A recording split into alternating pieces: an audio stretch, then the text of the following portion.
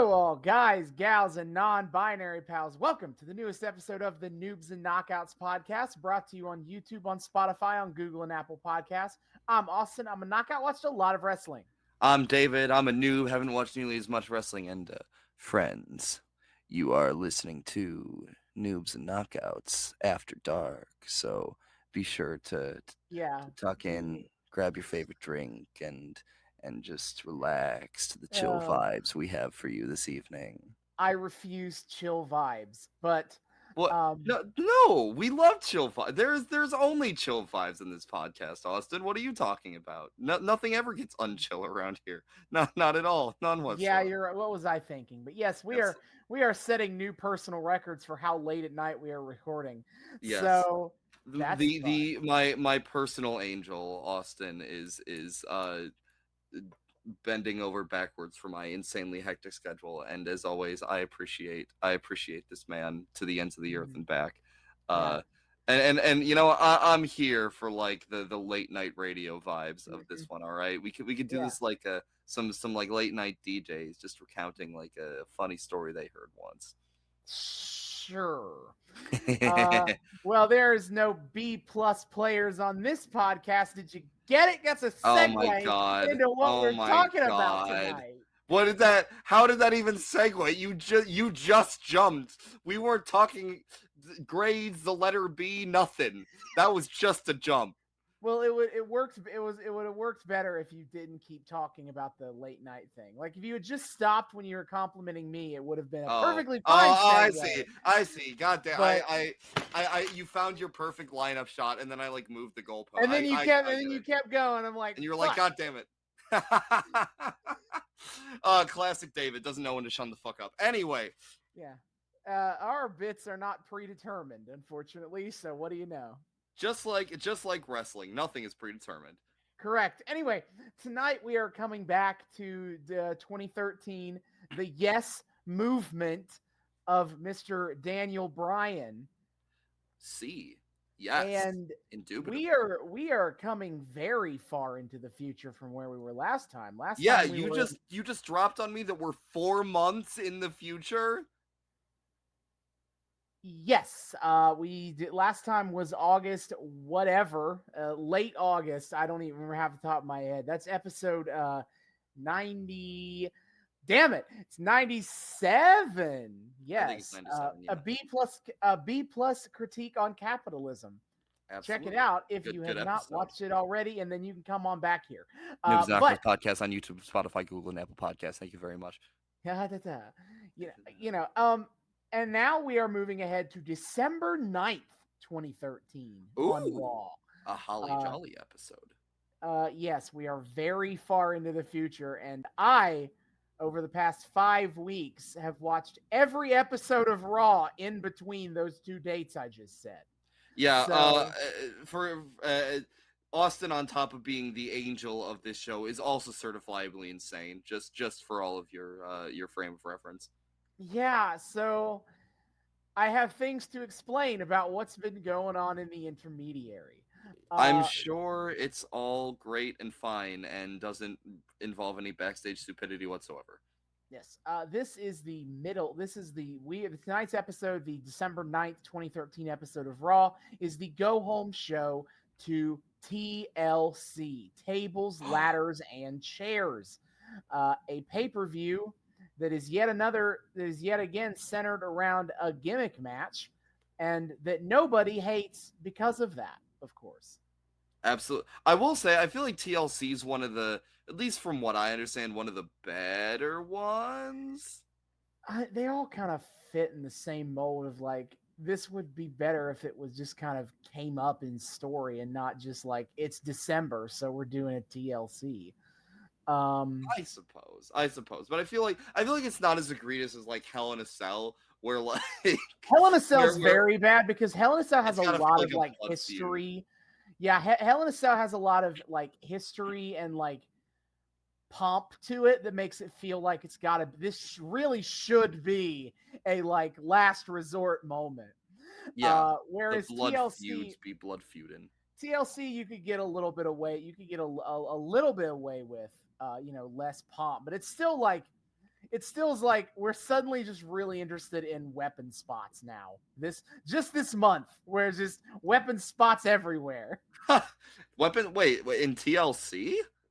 Tables, ladders, and chairs. Oh, I Yes. guess those are the weapons. Yeah. Yes. See, I was imagining we're doing a fucking TLC match, and then all the motherfuckers just pull out like kendo sticks, and they're like, "I've been waiting so long to use this." When I very much wish there was a TLC match that ended in a DQ because somebody used something that wasn't a table, ladder, or a chair. So wait, TLC matches aren't no DQ then? They are, but nobody ever uses weapons that aren't those three. I just think it would be funny if really you funny. did. That would be really funny. Okay. Yeah, no, I would love to see a TLC match where someone just like fucking, I don't know. They got the kendo sticks out. They got the ring bell. You know what? Anything that's literally not a TLC, and then just at the end someone goes through a table. Walkity walkity walk. Fun fact: this is actually a pay-per-view that I purchased from TLC. It would have been, wouldn't it? Well, no, I didn't usually buy the pay-per-views. I did by this point in time. I was I was in college. This is my freshman year of college, my first semester of college to be specific. Oh shit! This would have been around the same time you would, because we're in 2014. You would have been around the time you were like pirating NXT Takeover. Well, that's the thing is I wasn't pirating anymore. Is because what I was doing now with pay-per-views is that my dorm building was across the street from a Buffalo Wild Wings, and at this point in time, Buffalo Wild Wings would air the WWE pay-per-views on the night they aired. So I would just go over to B-Dubs every month to watch the pay-per-views. Bring that shit back. I'd love to go over to a B-Dubs and I would also I love the WWE Network / Peacock affordability and ease of use. Yes. But I very much do miss the community element of watching pay-per-views that I got for this very specific few months of time, because the network debuts in February. So there's only so many more of these that I get before that basically kills off the B-Dubs watching crowd. See, I have like a little bit of my built-in community. I got a few boys I can reliably watch with every time. But to be like B-Dubs full of like fans all watching along would be so sick. Yeah, but this time though, this pay-per-view aired right at the end of my first semester, and so I was at home by this point, and we actually bought this pay-per-view. Ooh. Well, that's exciting. It was a family moment. Well, at least between you and your dad. Yeah.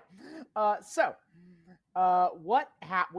going to start with Survivor Series 2013, the previous pay-per-view, as a way to start off point to talk about things.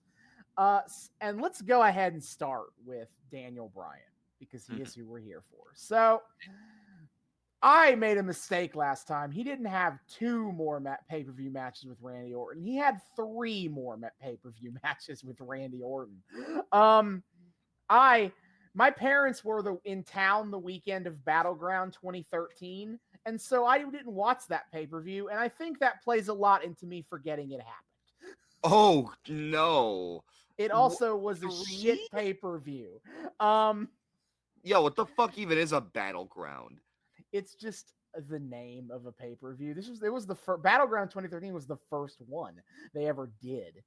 And it has exactly one good match on it, which I will bring up as part of a different thing. But basically, Daniel Bryan, after SummerSlam, he gets another match with Randy Orton at Night of Champions, where he wins the match, but the referee did a extremely blatant fast count on it. And so Daniel Bryan wins. The next night on Raw, Triple H comes out and is like, "Hey, yo, what the fuck?" And the ref accidentally lets out that like he and Daniel conspired to screw Randy Orton out of the title. This is all horseshit.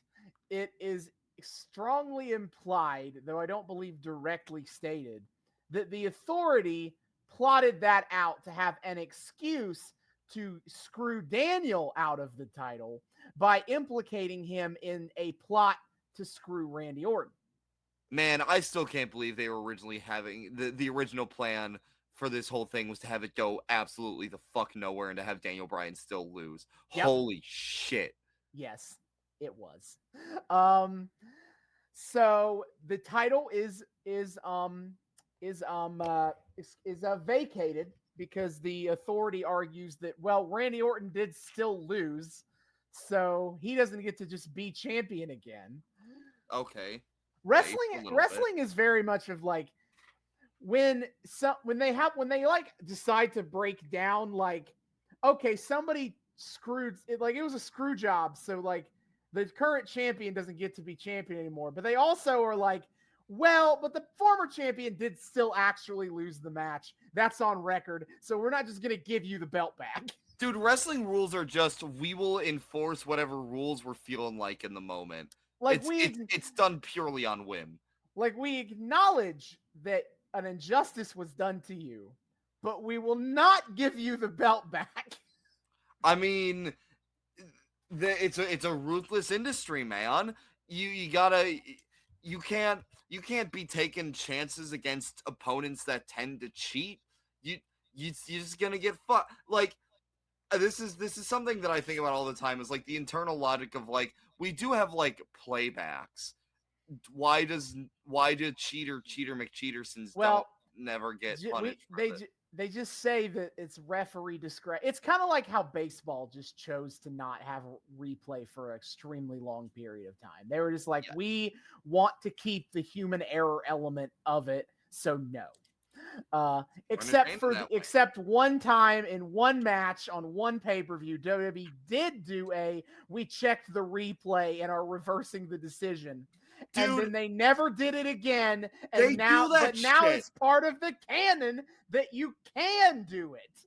Why would they just open a cosmic can of worms that they just decided to ignore? See, this is like fucking, okay, I'm gonna go on a bit of a mini rant just because something's been bothering me for so long. This is like fucking, like, last year there was a match in AEW that was like Sammy Guevara and Eddie Kingston, and it was ref by Paul Turner, and Eddie Kingston won the match, but he attacked Sammy Guevara after the match. I forget, like, I think it was provoked. I don't fucking know. And because of this, Paul Turner like reversed the decision and restarted the match, and Sammy Guevara won. And like, Paul Turner went on Twitter afterward to be like, "Yep, we're gonna be tightening some things up around here. The rules have got way too loose." And then he's never.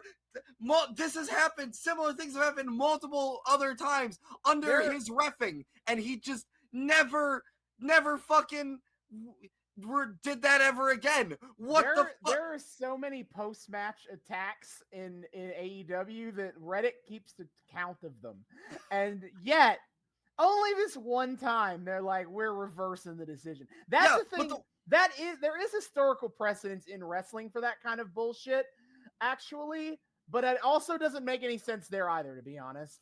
Well, and the thing that makes it worse is that he went on Twitter afterward to lampshade it and be like, "Yep, we are tightening up the rules around here. It's become a lawless country." And I was like, "Oh, this is interesting. They're gonna make an angle out of this." Fuck you! No, they're not. Maybe Paul Turner will become like a heel ref that like only exclusively does this for the heels. He just doesn't do it for any. I guess just fuck Eddie Kingston in particular. So yeah, the long proud tradition of absolutely whatever, we're just gonna enforce the rules as we feel like it. So Orton, we're enforcing the rule that Daniel Bryan won at quick count, so fuck him. But also, we just don't feel like giving you your belt back. Fuck you. You still did get pinned, so you just can't be champion. It's not how that works. Then at Battleground, they have Daniel and Orton wrestle again for the vacated belt, and it ends in a no contest. The main event of a pay-per-view that cost $60 ended in a no contest when the Big Show comes out ostensibly to do the authorities' bidding on this. More on that later. And he just he decides that Big Show decides he is fed up with doing the authorities' bidding, so he knocks out both people. He knocks out Daniel, decides, you know what, fuck this, I don't like doing this anymore, and so he just knocks out Randy too, and the whole pay-per-view just ends on that, on chaos. That's it. That's all. How they ended that. I said Battleground sucked, as I recall. Yeah, that's more than suck. That's just existential sadness. Like I said, think. more on the Big Show later. Because God. I do have things to say about the Big Show. God. Now, at Hell in a Cell, then, they're like, for God's sake, we gotta get this fucking title on somebody. And so... Wait, so they just didn't put the title on anyone between pay-per-views? They just left it there? They just left it vacated for like a month and a half. What the fuck? So they're like, for God's sake, somebody is leaving Hell in a Cell as the champion. So we're going to fight. Orton and Daniel are going to fight in Hell in a Cell. And there will be a special referee. And it will be a Hell in a Cell match. There will be a winner. And I sure hope so, but it shouldn't have taken you this long. That's such stupid booking on so many levels. Why are we leaving the title vacated for that long? Who knows? So they do a fan poll, a WWE.com, a WWE app poll of who is going to be the special referee, and they got the options were Booker T, Bob Backlund, and Shawn Michaels. And if you want to know how did WWE put their thumb on the scales of this one, it's because Booker T came out and cut a generic promo about how he's going to call it straight down the middle. Bob Backlund cut a promo where he acted like a maniac, like he usually does. And Shawn Michaels cut a promo reminding the audience of his long, detailed history with both Randy Orton, Triple H, and Daniel Bryan. And the audience was like, oh, yeah, that would be... Shawn Michaels would be the best option. Wait, but go back a little bit. Bob Backlund acting like a... Isn't he like the ultimate goody good guy from like back in his day? Oh, I didn't think I'd never talked about Bob Backlund before. I guess I don't talk about New Generation era very much, do I? So yeah, Wait, was he New Gen? I thought Bob Backlund was like pre-Golden Age, like pre-Hogan. He was both. Oh, he was the top guy before Hogan, but then he came back in the 90s where his character was kind of like moral majority shit, but like in a funny, crazy old man boomer way. But it's hard.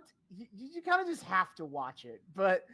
You know, he's out there ranting about the kids who smoke the marijuana and how he is gonna bring wholesome family values, and he is just he's just acting like a madman, and everyone thinks he's fucking hilarious.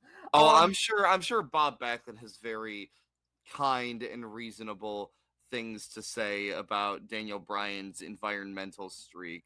I'm sure so that just became his character now post 1983 was crazy old man who just rants and is crazy. Like he threatened, like in his promo explaining how he would do as a special ref, he's like, if anyone doesn't listen to me, I'm gonna put him in the cross-faced chicken wing. What the fuck is a cross-faced chicken wing? That's his submission move. That's the goofiest ass sounding submission move I think I've ever heard of. Mm-hmm. So he's so basically most of the votes go to Shawn. Bob Backlund does get a lot of votes because about 30% of the voting was like, what if though? What if, because we like chaos. WWE, what if we just let Bob Backlund be a maniac everywhere all the time? Yeah. And then like 7% of people voted for Booker T because he was the most boring option here. No! I would have voted for Booker T. I want that shit called right down the middle, baby. Yeah, so Shawn is the special referee, and the whole story leading up to the match is like Shawn is like Triple H and especially Randy Orton thinks that Shawn is just gonna, make sure Orton wins because that's what's best for business. And hey, Triple H is his bestest friend, right? So you're gonna do what Triple H wants. And Shawn's like, now hold on a minute. Hold on. Hold on. We are notoriously on and off best friendship. Excuse you. Both of you to assume that there is a reliable loyalty that goes into this. For all you know, I could hate that man's fucking guts right now, and tomorrow I could love him again. So Yeah. What are you basing this on? So they lead the story with Shawn bringing up that he trained Daniel Bryan, which is a bit of a iffy turn of phrase. Like technically that's true in the sense that Daniel Bryan got his start in the industry training at Shawn Michaels' school during that period of time where Shawn Michaels was too coked out on drugs to be wrestling. So like he probably did train some with Shawn himself, and he did attend Shawn's school, but like Shawn was not like the primary actual trainer there, like that. So like it's not as personal a relationship as the story trying to make it sound like it was. I would love to see that on like a business card. DB's got like trained by Shawn Michaels, and there's like a little asterisk In next small to the print, very that's bottom in in like school. small print, like apostrophe S school for wrestlers under this other real actual trainer. Mm-hmm. I think Regal might have been. I think he credits Regal as doing a lot more of his actual training. Sounds about right. Regal is very much daddy for DB. You know what? I think that's a preferable outcome. Look, Michaels is great. Don't get me wrong, but like the option between Shawn Michaels and Daddy Reeks, like it's free real estate. Yeah, so Shawn brings up this history of Daniel being at his school and also expresses sympathy for Daniel Bryan's situation. He sees how the people like and love Daniel, and he thinks it's unfair that Triple H is trying to so blatantly stop him from being champion for reasons that Shawn doesn't think are legit. Yeah, see, he fucking hates Triple H's guts right now. Exactly my point. He doesn't give a fuck. So fast forward to the match at Hell in a Cell. Shawn, the match is going fine until Triple H decides to get in the cage, and in the kerfuffle of everything, Randy and Daniel accidentally knock over Shawn Michaels, and because of course they do a ref bump. But okay, the idea is like Shawn is hurt in the corner. Triple H gets in the ring, gets in the cage and in the ring to check on Shawn. Daniel tries to come over to check on Shawn. Triple H pushes Shawn away. This pisses off Daniel Bryan, and he does the Busaiku knee, I think is the correct term that Excalibur uses now. Yeah, the big flying knee attack that Daniel Bryan does. Yes, I think it's the Psycho knee. Yep. Yeah, so Daniel does the Psycho knee to Triple H. Shawn sees that happen, and Shawn does sweet chin music to Daniel Bryan and allows Randy Orton to win the match. And the next night on Raw, it's basically explained that, like, at the end of the day, Shawn's loyalty to Triple H being physically hurt outweighed his desire to call the match fairly.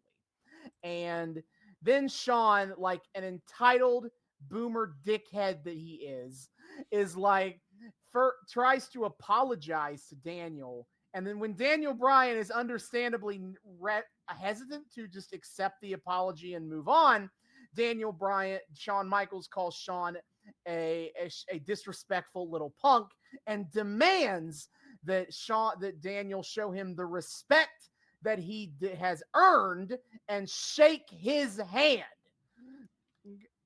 Okay. Daniel proceeds to then kick Shawn Michaels' ass. And that writes Shawn out of the story. Correct answer. But also, wait, so there was ref shenanigans in this one too, but they just decide not to strip Orton of the title? Nope, they've got what they want now, so they're good.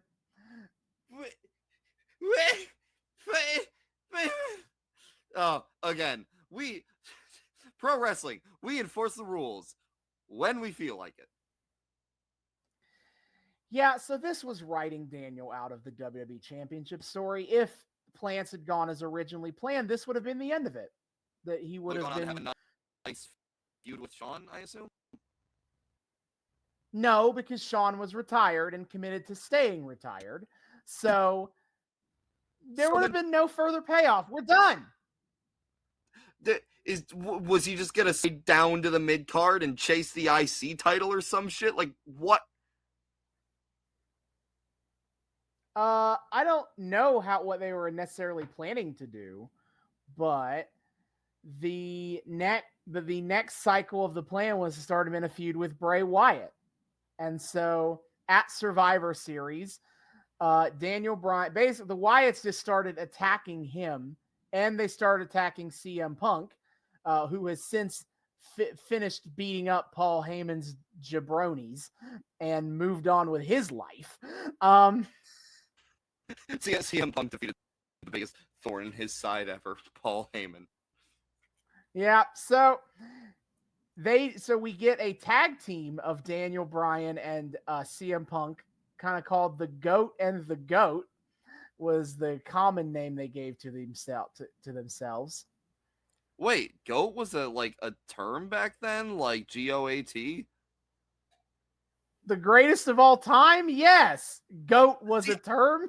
I didn't hear it pop up until like a few years ago. I never really saw that shit used in common parlance until only a few years ago.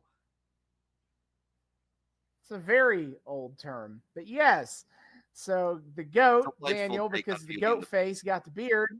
Yes. It's very Beauty and the Beast. Yes. So they have a match with the Wyatt family. I think it was just Harper and Rowan. It was. And they beat the Wyatts. And after the next night on Raw, they're like, "We've beat the Wyatts. All right. We're done, brother. Right?"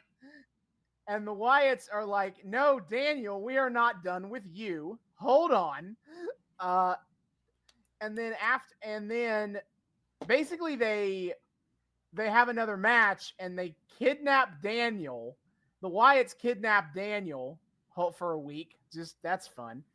And when CM Punk goes back to try to, then CM Punk gets jumped by the Shield after that happens. Yes. And so CM Punk, the next week, CM Punk comes out and is like, "I don't know what the fuck happened last week, but if I had to guess, it's probably because last week I made a passing remark about calling Triple H an idiot.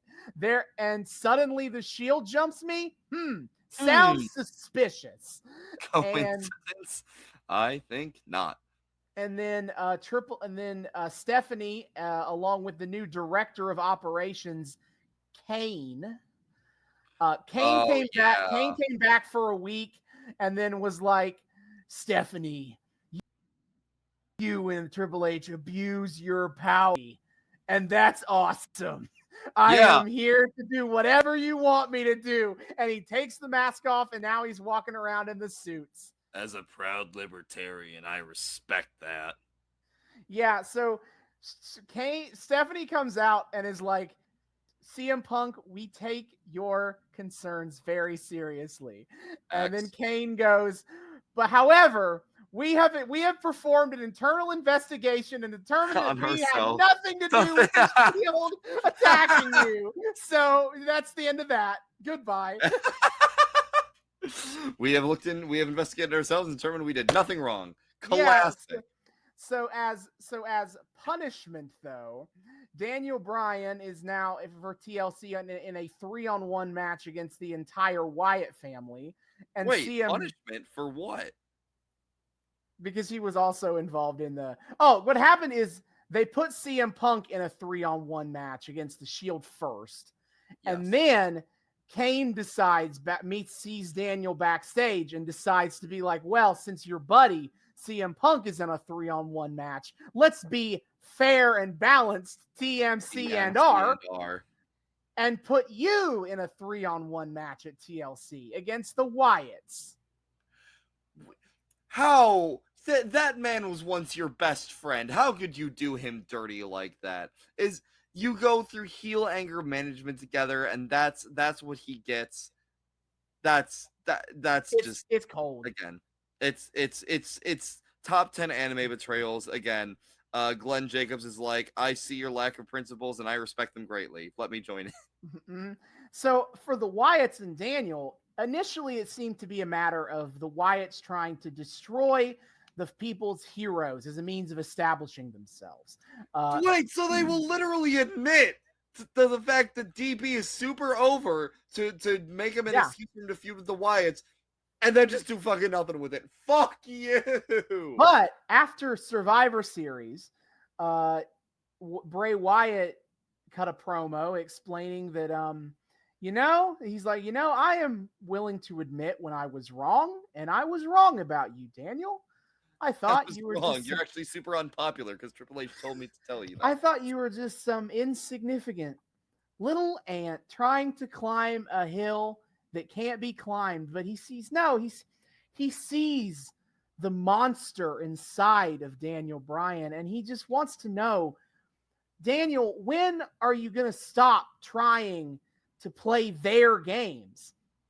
When are you going to acknowledge that they have you like a gorilla in a cage, man?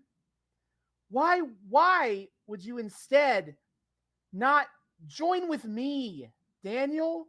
And we can tear this whole machine down. Ooh. So now Bray Wyatt wants to recruit Daniel Bryan into the family. Hey, Daniel, how do you feel about hanging out in a swamp all the time? It's so green. I love it.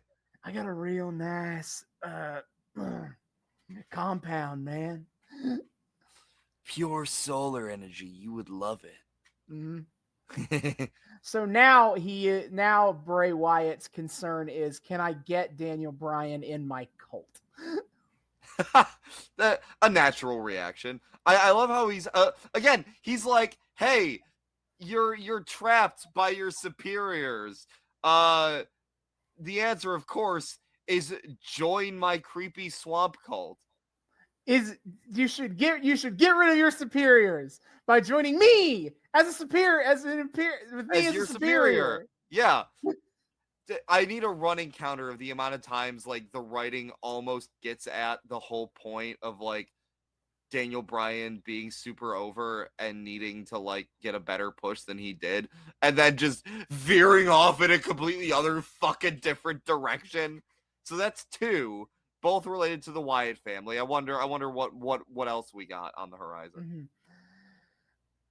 So that is where we are with them right now. I will more quickly skim through the other stuff going on because this was the important thing to go beat by beat on. Everything else is less so. Absolutely. So the main event of Survivor Series, if you were curious, was Randy Orton versus The Big Show for the WWE title.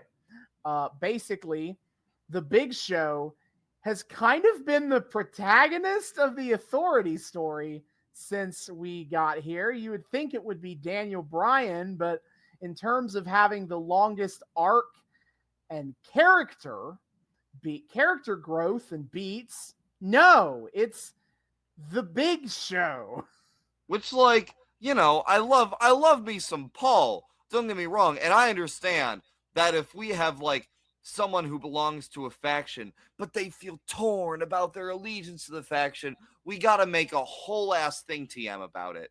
But like, guys, it's 2014. Show is not No. Like, good on you for giving Paul White his due, but like, guys. Yeah, so the plot is basically the Authority blackmail the Big Show into doing what they want him to do because they use the thing of like, you're secretly broke actually. So dumb. We talked about this enough. Yes, But the Big Show slowly but surely every week is just a little bit more uncomfortable to actually have to do this shit. I wonder if they're paying him enough to get progressively richer by the week too. Mm-hmm. The kind of the breaking point for him is when he is asked to knock out the Dusty Rhodes, which I will cycle back to the context of that in a second. But that was okay. That was his like breaking point of like, I can't do this anymore, man. Yeah, I wonder why. Jesus, I can't be this guy. And so here's our next assignment for you. Fucking murder a defenseless old man. I'm gonna have to think about that one. Yeah, so he starts like defying orders and refusing to do what the Authority wants, leading into the stuff that happened at Battleground. And then after the Battleground, he has filed a lawsuit against the WWE because Stephanie, for refusing to do what they say, fired him. And so he came back and was like, haha, that is wrongful termination because you've been blackmailing me to do shit and also committing workplace discrimination against me, because part of how they've kept him in line is they've been like, oh yeah, Big Show, what kind of job opportunities are you going to have as a 7 foot tall 40-year-old man? What are you going to do for work if not this? Exactly.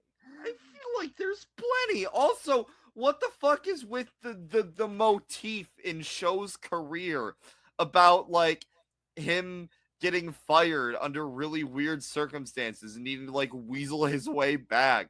Why does this keep happening? I know it's at least a 2 nickels thing. I somehow get the feeling it's even more nickels than that, but I don't know any other examples. I don't have any other good examples off the top of my head, but wouldn't be totally surprised. But anyway, so he is like, I am suing you and suing the company and over your workplace mistreatment of me over the last 3 months. And Vince goes, oh no, a lawsuit. I'm allergic to those. Achoo. Oh no. And so he browbeats the Authority into giving him his job back and giving him a title match at Survivor Series. And he'll let this go. He will not, in fact, try to bankrupt the company in a lawsuit, which is not how that works, because lawsuits frequently favor the person with the most money, not the person who is most legally correct. And so the WWE, a billion-dollar corporation, will definitely win eventually, if not for a war of attrition. Yes, but also this is the exact same company that had the absolute legal gibberish that was the custody battle over Dominic Mysterio. Yes, I know. I don't think legal accuracy is their number one, but whatever. I appreciate you filling in the viewers. The story, yeah, whatever. The story is that the story is that he's got an ironclad case, and so they're fucked if they don't do what he wants. So, and he's like, I want my job back and I want a title match. And they're like, fine, you can have it. And this makes big boy Randy Orton mad, because Randy Orton right now is being a whiny Nepo baby bitch. I feel like he's always being a whiny Nepo baby bitch. Well, yes, but now we are explicitly calling this out as behavior, as that's what he's doing. Because the Authority is losing their faith in Randy Orton's ability to do literally anything without their help. And he's like, why are you trying to screw me, man, by making me fight the Big Show? Why do I got to defend my title at Survivor Series? This is bullshit. Bitch, 9 years ago, you were like, I am the legend killer. Big Show's one of the biggest legends there is. Isn't this right up your goddamn wheelhouse? Well, now he is, again, a whiny baby. And he's like, you're going to make sure I win the match, right? And they're like, I don't know. Maybe you should prove to us you can beat the Big Show without our help. I feel like Big Show's power levels are being treated very disproportionately here. Like, I feel like every time Big Show gets brought into something like this, they're like, he is the most dominant. No one will ever. And then he just, like, never actually really gets to, like, win anything meaningful. At least not in, like, the later years of his career. No. He is definitely not. He never wins anything meaningful anymore. It's definitely, you could definitely argue they try too hard to like build him up as the unstoppable force. Anyway, it's Survivor Series. The Authority does come out to help distract the Big Show and help Randy Orton win the match. So he retains the title. And after after the match, John Cena comes out to confront him. John Cena is the world heavyweight champion. More on that in a minute. And so now the match is set at TLC. Randy Orton versus John Cena in a title unification. We are officially killing this here brand split because we are going from 2 world titles to 1. We're going back to the soft brand split again. And by soft brand split, we mean Raw is allowed on SmackDown, but not vice versa. Fuck you. Fuck you, man. And so they're just kind of hyping up this big deal. Randy Orton and John Cena had a contract signing on Raw. That was interesting as John Cena kind of like took Randy Orton's ass down where he was basically like, Randy, you whiny bitch. You are out here demanding opportunities and things because of your legacy and because you are talented and everyone calls you the face of the company. And he's like, how does it feel, Randy, that you had all the help in the world in this industry coming from being the son of Bob Orton, and yet you let some kid in a baseball cap and a t-shirt overtake you as the top guy here? And John Cena was like, I never asked to be the world heavyweight, the face of anything. I never asked for any opportunities. I was just the first one in and the last one out. And that is why I'm better than you, Randy. And you know it. Fucking Cena out here making actually really good points. Yes, John Cena is about as self-made as you can get for someone of his position in wrestling, because it's still wrestling, it's still all predetermined. But yes, it was a situation where John Cena on his own had to come up with the gimmick that got him over, his white rapper stick. Yes, and he has always been the most dedicated, loyal employee the company ever had at that position. Man, everybody memes on Cena, and partially for good reason, but he is literally like the goodest boy. No, nary a more golden retriever will you find. He was absolutely the most company man of any top guy that has pretty much ever existed in wrestling. I think John Cena just is like the son of the WWE company entity. I think he was begotten of its like the dilution of everything it stands for. Like, it's largely kind of assumed that, like, unlike a lot of other top guys of his position, guys like Hogan, Shawn, even people like Stone Cold or The Rock, that Cena was not a heavy politicker. He was just we'll do whatever you want me to do, boss. And Vince was just like, I want you to beat everyone all the time. And Cena wins, lol. And Cena was like, you got it, boss. Meme. Yep. Mm-hmm. That's so funny. So it actually does work really well, this story of like John Cena in kayfabe and out was absolutely hustled and grinded a lot harder than Randy Orton necessarily had to. And so now he's like, shut up, you Nepo baby. I couldn't coast in on my family legacy to get here. I don't have a family. I was created in a test tube by Vince McMahon himself.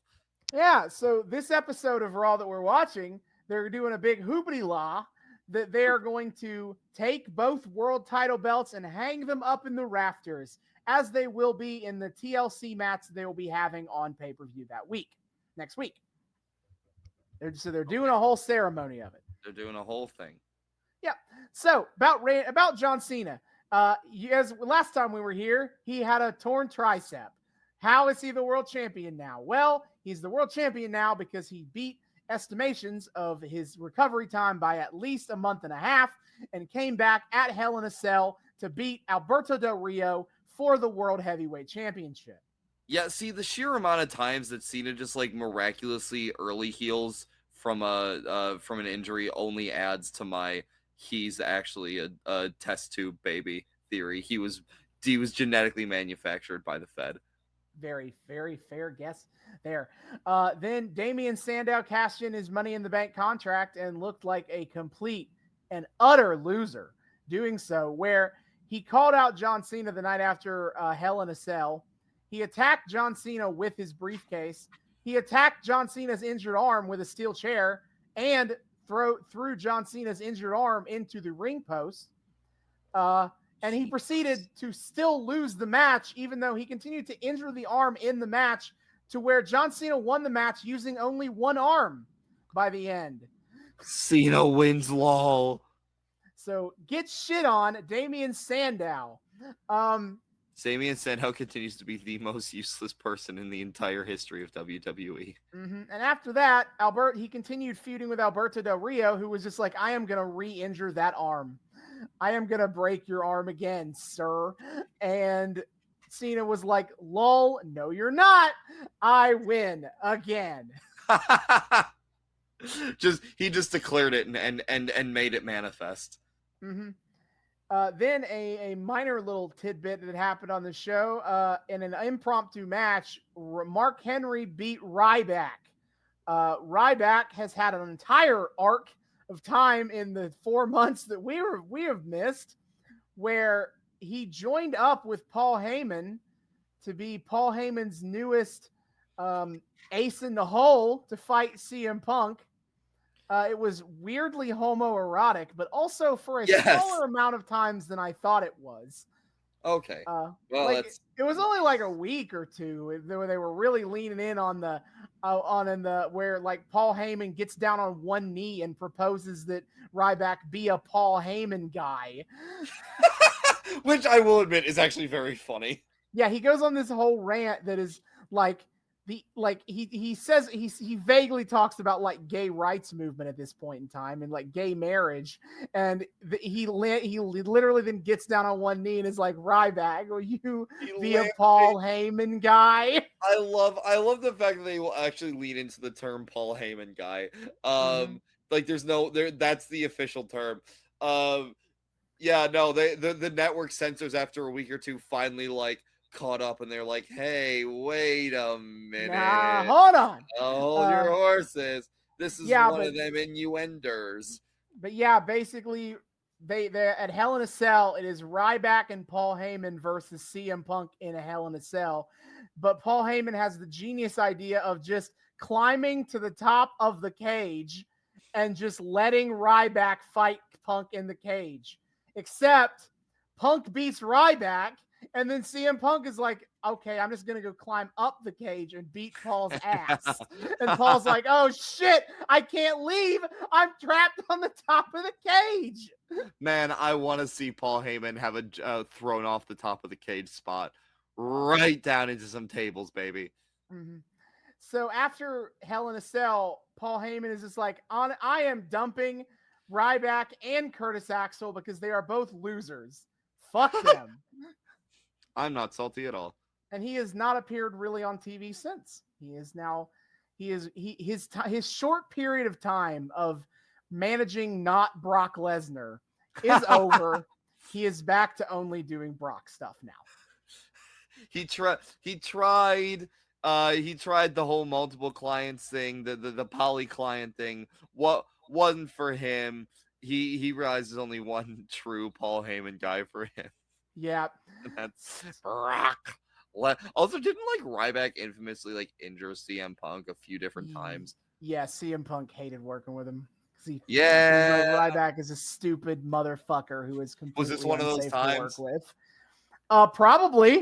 Probably one of those times. We can just assume that every time he steps in the ring with Ryback, he was getting fucking injured. Yeah. Anyway, so Ryback just comes out on the pay-per-view and just shits on the legends, and he does this basic heel heat shit. And then he's like, I challenge anyone in the back to come fight me. Mark Henry comes out and beats him in under 5 minutes. Ryback His push is dead. Good. Goodbye.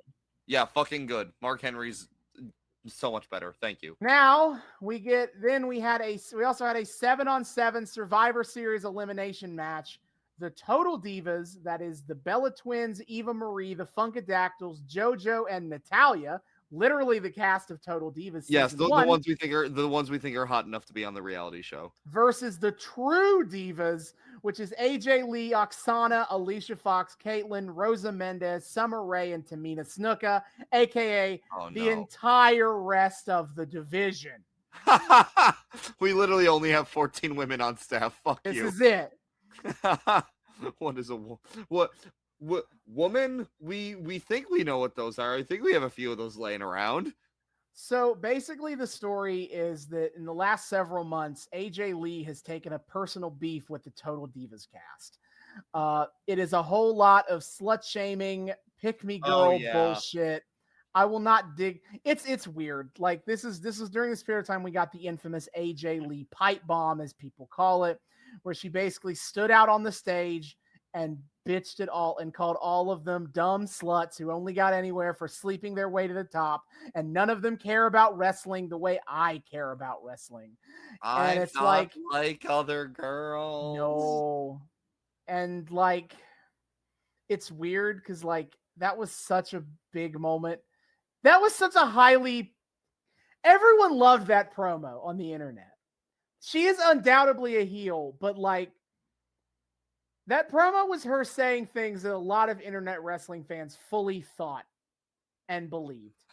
Ew. And looking back on it, it's so fucking gross. And it's like, damn, I haven't really like considered this promo in 10 years. And I'm like, God damn, I'm looking back on it. This is the worst. Is there any career highlights of AJ Lee that I do not look back on unfondly? That's a big oof right there, turning AJ Lee into a fucking pick-me. Oh no, and people simping for it. No. People loved it. The internet fans felt like they were being heard. The internet fans fucking the internet fans were like, yeah, fuck those sluts, and then went off to jack off to pictures of the Bella Twins. So basically, AJ Lee, now commentary is trying to argue this, like that AJ is just secretly jealous that she isn't on Total Divas. I think that's an extremely stupid read, and so I will not deign to acknowledge it beyond saying that commentary thought it. That is a thing you can say, like physically. Right. That's terrible. No. She very clearly doesn't want to be on Total Divas. She just hates the concept of a reality show. They did nothing to play up her, I assume, secretly yearning for Total Divas fame. No. She could not have said more often how much she does not care about Total Divas and thinks it's stupid. And they're like, aha, but actually you secretly want the attention of being on Total Divas. Women be shopping. So she manages to get the Survivor Series team together on the grounds of like, because they all are like, AJ, you have been shit talking all of us for months. Why would we trust you or want to team with you? And AJ is like, but have you considered the fact that since Total Divas started, you have all had significantly less TV opportunities? And they're like, well, goddamn, I guess you have a point, don't you? So, simple solution. We kill those reality star bitches. Yeah. Also, AJ now has Tamina Snuka as her bodyguard. Forgot that was a thing that she added in the sense. Basically, in the match, the Total Divas win. Fuck you, man. And AJ is beaten. And AJ is beaten by Natalia. This is important because because then they had another tag match later this month where guess what? Natalia beat AJ again. Jesus Christ. That's actually kind of a decent power up for Natalia. Did they do anything with it? Probably not, but I mean, she's going to have a title match with AJ.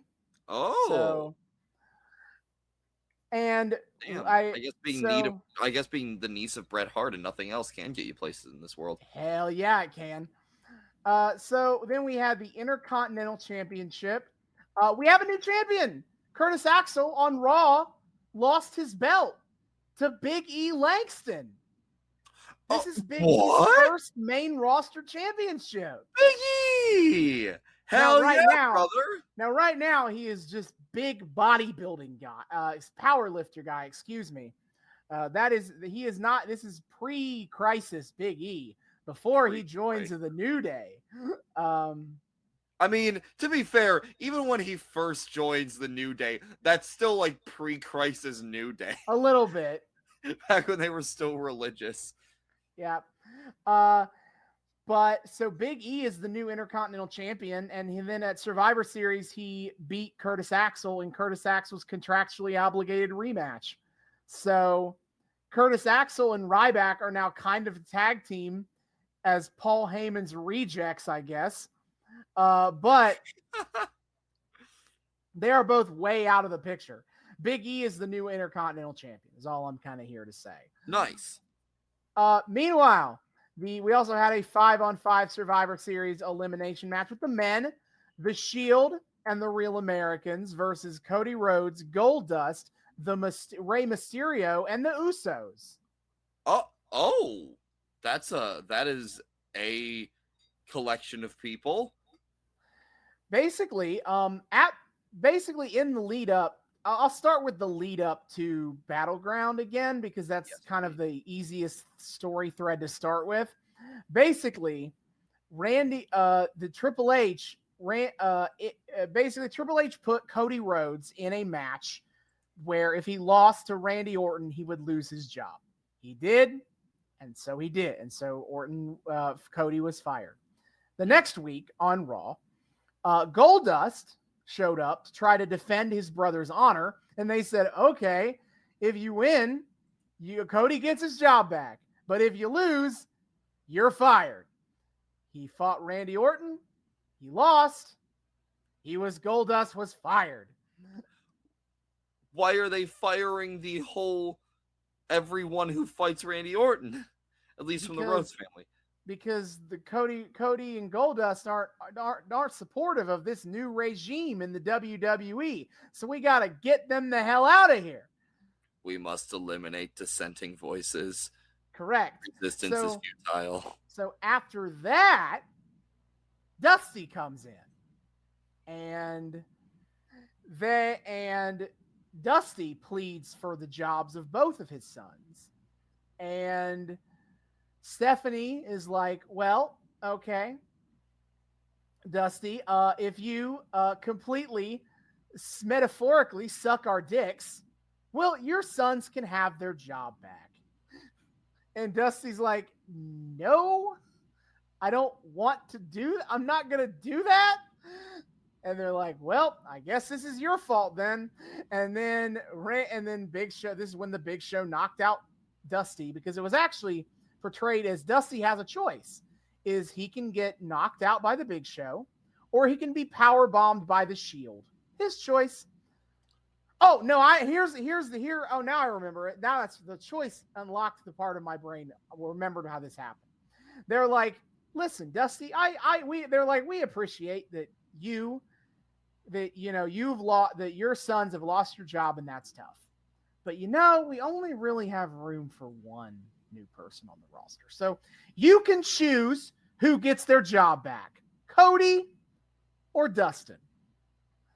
And Dusty refuses to take that binary choice. And they're like, okay, you can choose then. Power bomb by the Shield or knocked out by the Big Show. What? Por qué? Can't he just leave? No, he can't. Pourquoi? Wouldn't they be just happier, just not having either Dusty or Cody on staff and just not beating up an old man? Or are they just that fucking sadistic? They are just that fucking sadistic.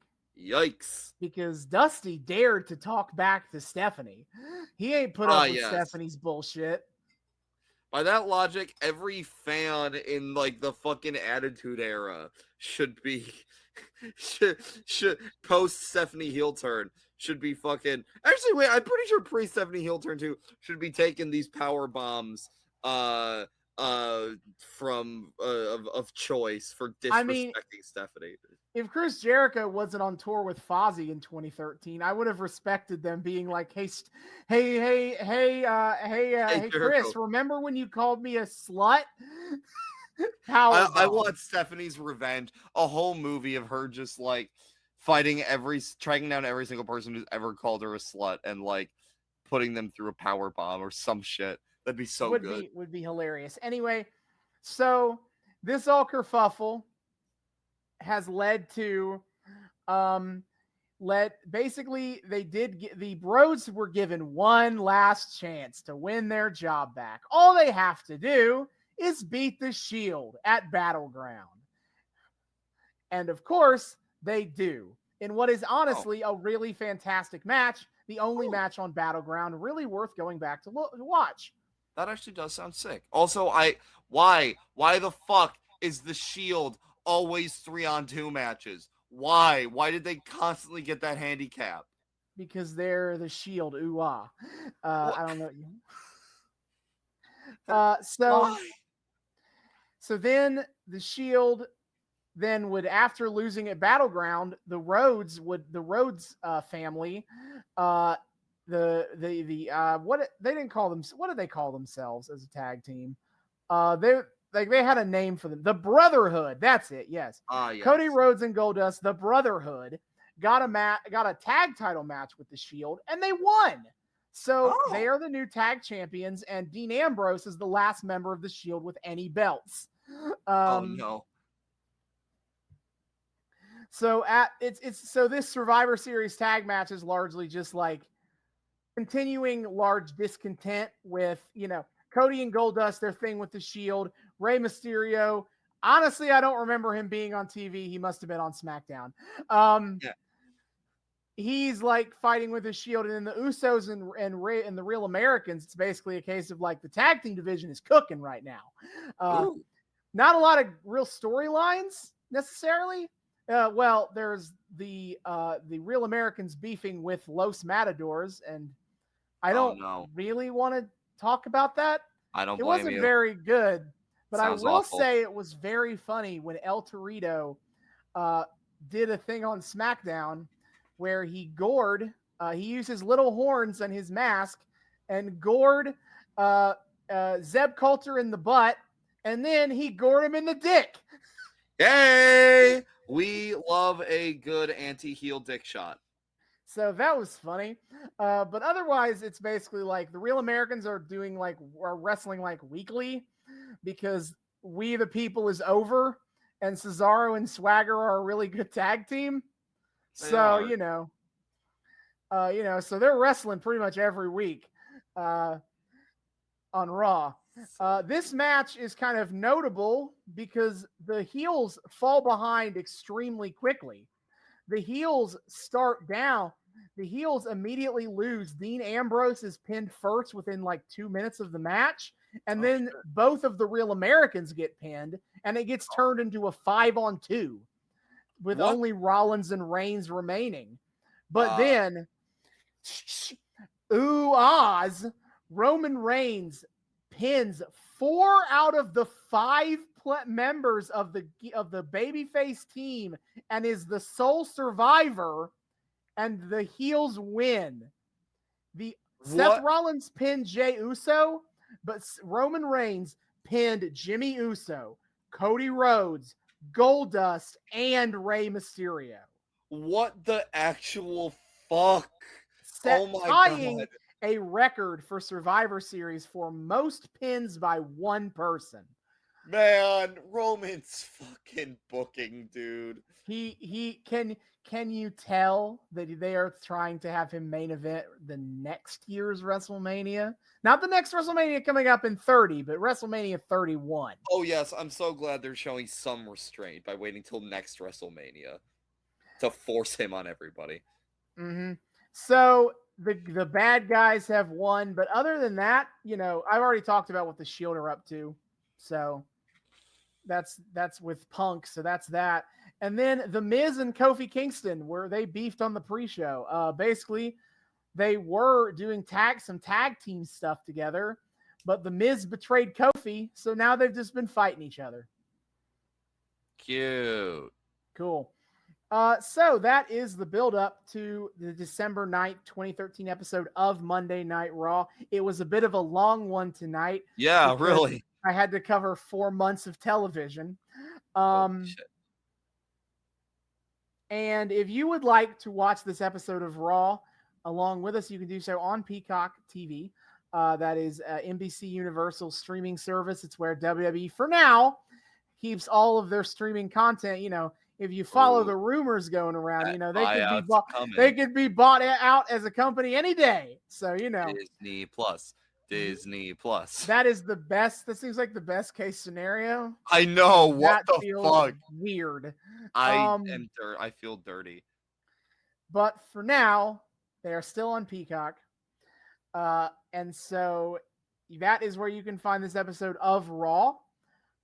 We will be back in the back half to discuss the December 9th, 2013 episode of Monday Night Raw.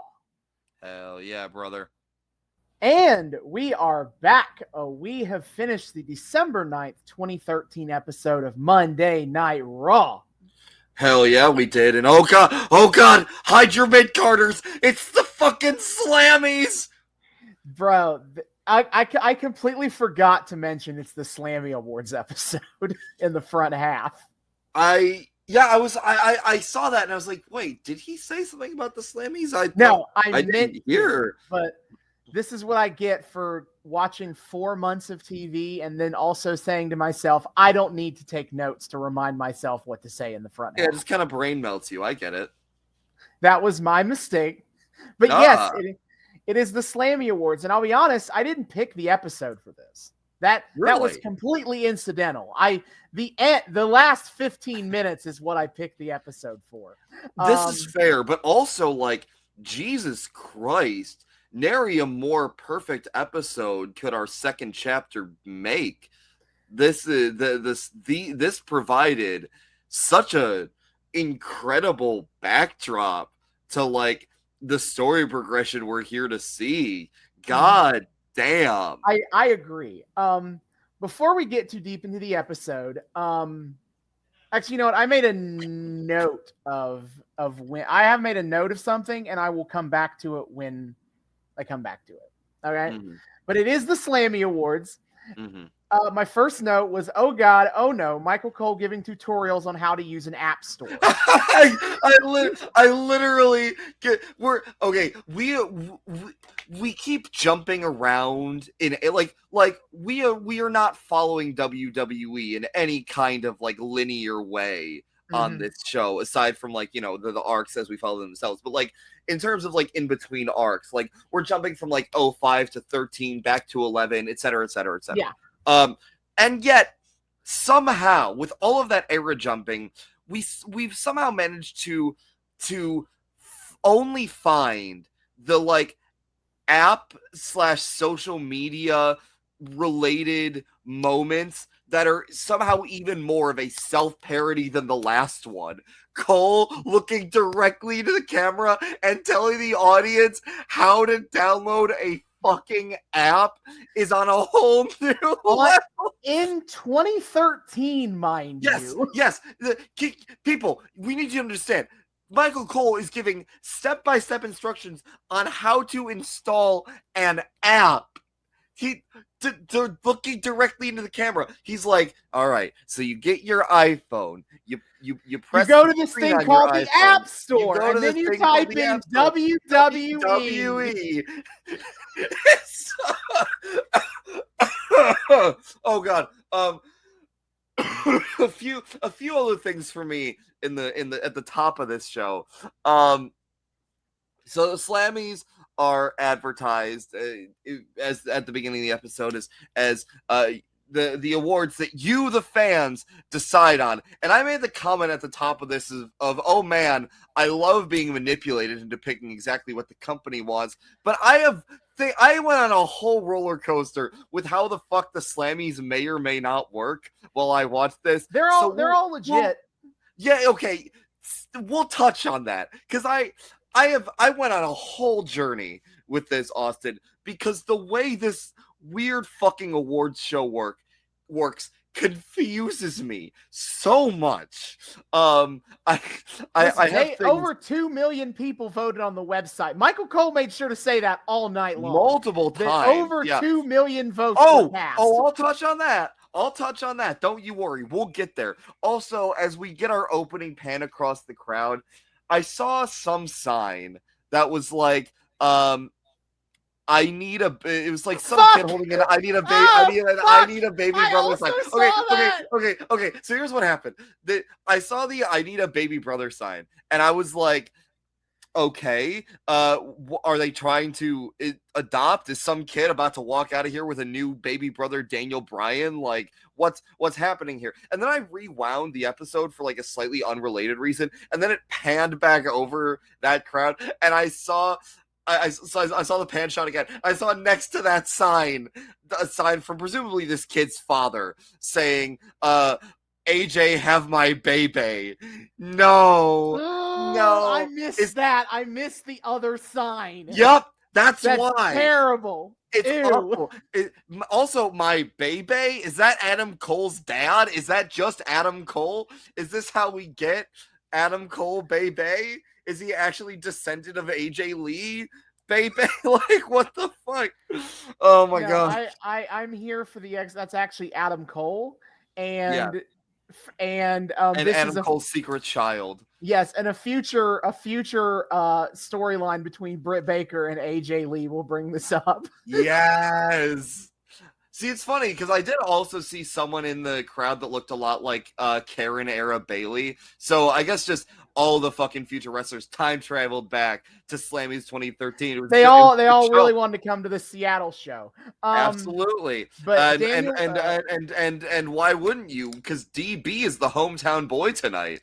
Yeah, the first match of the show is Daniel Bryan versus Fandango. I did actually Google this because Michael Cole was like, he's from Aberdeen, Washington, just up the road. And I was like, I've seen your geography of Europe, and I'm suspicious. So I'm double checking.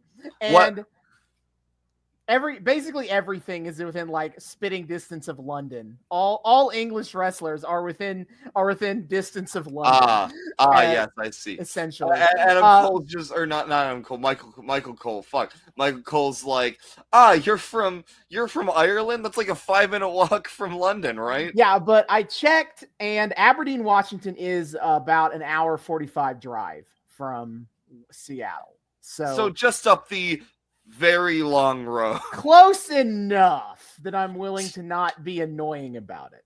That's still Cole. But I did put over proximity here, buddy. I checked up on this. I appreciate your diligence. I also made a note because having listened to this for 4 months, I am now annoyed at it. I wrote Mrs. Fandango is kind of grating to hear JBL say every fucking time when Summer Rae has a name and the relationship between her and Fandango is not explicitly anything beyond professional. I guarantee you it's like a JR and John Silver thing where he calls her by that nickname just because he doesn't actually know her name and actively refuses to learn it. Yeah, that's probably it. But that's his version of Johnny Hungy. Yeah, this felt like my time to soapbox about it because I've had to listen to it every single week for 4 months of TV. I'm like, fuck off, man. Yes. Also, Michael Cole says that the world has been fandangoing, to which my response was, have they? And before you actually me, we'll get there. I went on a journey with this too. It's actually. I watch College Humor. It's actually. Fuck off.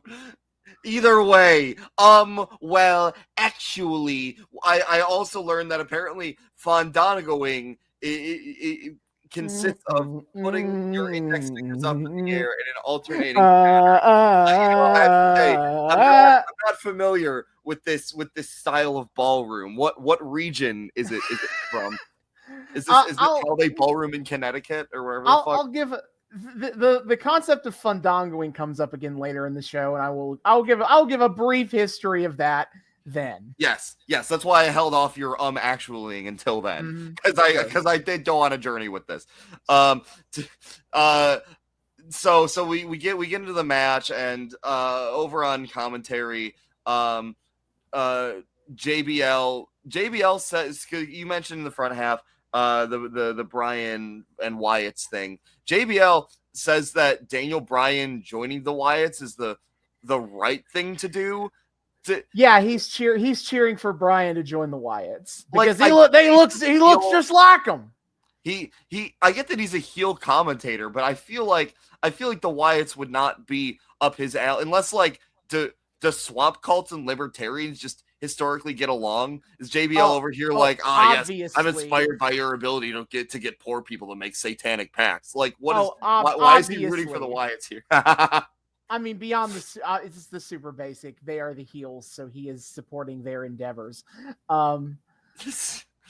Beyond that, there's of course the political implications of longtime bedfellows, libertarians, and swamp cultists. Obvious, of course, yes. Meanwhile, over in the ring, Daniel Bryan is he's just knocking poor Fandango the fuck around, man. Like Fandango's getting a few like spots here and there. Yeah, Fandango got hot to start, and then Daniel Bryan kicked the middle rope while Fandango was laying on the middle turnbuckle and basically kicked his teeth into the rope, which ow. But after that, it was about all over.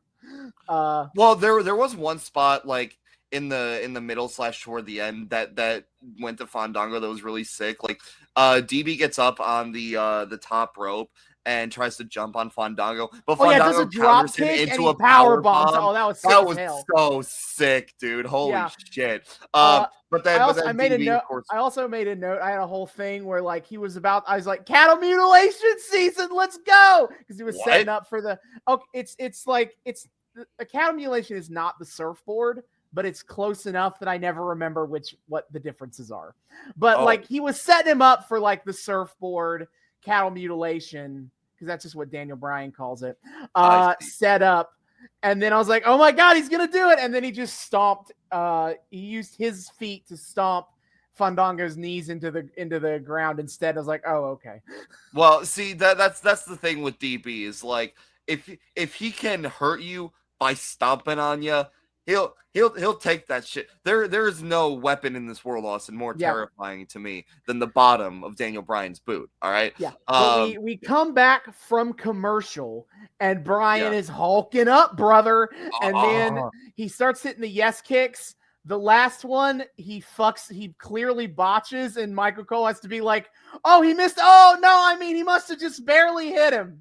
Oh no, I missed that. No, because the last one that's the kick to the head, he grazed it just over Fandango's head. Ooh. So Michael Cole starts saying, oh, he missed the last kick, but then Fandango sells it, and Michael Cole has to backtrack and be like, oh, well, I guess he must have just barely hit him. Sometimes you just the power of suggestion is all you need to take that bump, man. Yeah. You think you're gonna take the bump, so you take the fucking bump. Yeah, then we get the a couple of insane JBL lines back to back that I wrote down. First, we get, thank God Bryan only has 2 feet because he kicks you with every one he has. I missed that one. Thank you, JBL. And then as Fandango is going to the top rope for his top rope leg drop, he goes, Fred Astaire never went to the top rope, but Fandango does. Oh my God. Thank you, JBL. That was the dumbest fucking line. Jerry Lawler is not here tonight because he is hosting the Slammys with Booker T. So JBL and Cole have to make up for it, clearly. Absolutely. But yeah, so Fandango goes to the top rope, and I forget exactly what happens. I think he misses. He goes for the top rope. He misses. Daniel Bryan goes up to the top, hits the diving headbutt. Then he hits the Basaiko knee for the win. Yes. Well, yeah, he goes back up to the top. Although I feel like this was another botch on his part, because something I've come to notice as part of my wrestling fandom is if you go for a jump from the top and kind of like barely graze your opponent, commentaries rather want to call that a headbutt. And that is indeed what Michael Cole said happened here. Because I saw DB go up to the top, and I saw him really fucking whiff on that hit. And Michael Cole's like, he got him with the headbutt, which is obviously jumping from the top rope the most effective way to land a headbutt on someone. What? Yeah, no, Brian, but though Brian does, and until he retired from having too many concussions in 2015, the diving headbutt a la Chris Benoit was part of his moveset for his entire career. Okay, and if that's the case, then fair. The camera just did it no favors then, because to me it looked like just a fucking whiff. Yeah. But yeah, so he gets the dub, obviously, but then Bray Wyatt appears on the Titantron. I tried to get as much of this down as I could. Bray Wyatt talks very fast and talks in a lot of metaphor. So it's like, God, I can't just write everything down here. I had a big problem with that with another promo later in the show. Yes. But Bray Wyatt's like, your ravenous behavior, Brian, is what attracted you to me. But you are testing my patience. Yes. The clock is ticking, Brian. And Bray Wyatt makes clear that this is no fairy tale. There is no happy ending to this story. This story ends in destruction. Bray doesn't care if it kills him. He will show Daniel he is a monster, just like him. And in that moment of serenity, I will take all your pain away. Join us, Brian. Okay, so first of all, holy fucking fuck. Bray Wyatt is so fucking good on mic, dude. He is so fucking cool. Shit, he's so cool. It's like, I was watching this and I was like, this feels just like a 2013 version of like a House of Black promo. Like literally. It comes from the same genre of spooky bullshit. Yes, and we have Harper and Rowan in the background over either of his shoulders, shrouded in shadow. Like, fucking Bray Wyatt walks so that Malachi Black, and also, I guess, just more future Bray Wyatt could run. But literally, this is like, this is like a progenitor to like what the fuck Malachi Black did with the House of Black. It's cool now in AEW, and it's fucking cool with the Swamp Cult. The Swamp Cult is a way goofier aesthetic, but it still somehow works because Bray Wyatt is great. Also, yeah, Bray wants to prove to Daniel that Daniel's a monster, as if Daniel doesn't constantly call himself a dragon. I feel like, Bray, you need to get into your monsterology a little bit there, buddy. But yeah, no, sick ass promo, great little hype up for the pay-per-view. And DB's like, what's going on? Yeah. So I thought we were going to get the first Slammy thing. They talked about it, the end of this match to start the Slammys, but then we cut back from break and we are just immediately starting a Damian Sandow versus Santino Marella match. Yes. Damian Sandow versus Bruno. Santino Marella. For a second, I thought you said, for a second, my mind thought you said Bruno Sammartino, and I was like, wait. Oh, fuck, that would have been crazy. That would have been wild. Yeah, no, okay, yeah. Damian Sandow versus Santino Marella. One of these is a goofy comedy jobber, the other is Santino Marella. Biggie Langston is on commentary, and yes! he says nothing interesting. He is very boringly professional, is how I wrote it. So that was okay. I was wondering about that because I think this is one of two things. This is, as you said in the front half, Big E just before he had any semblance of a character, or this is like Big E being snarky in the form of being very like buttoned up and presentable about this whole thing? He's being sincerely professional, and I'm like, boo. I know. At one point he calls Sandow a great competitor, and I'm like, the fucking polygraph is going nuts right now, Big E. Why are you dignifying any of this? Yeah. The only spot of the match I made note of before the finish was when Damian Sandow whips Santino into the ropes, and then Santino just starts strutting. I know, I love it. Well, yeah, he starts strutting, and then I think he does some sort of counter move on Sandow. Okay, let's just skip to the end.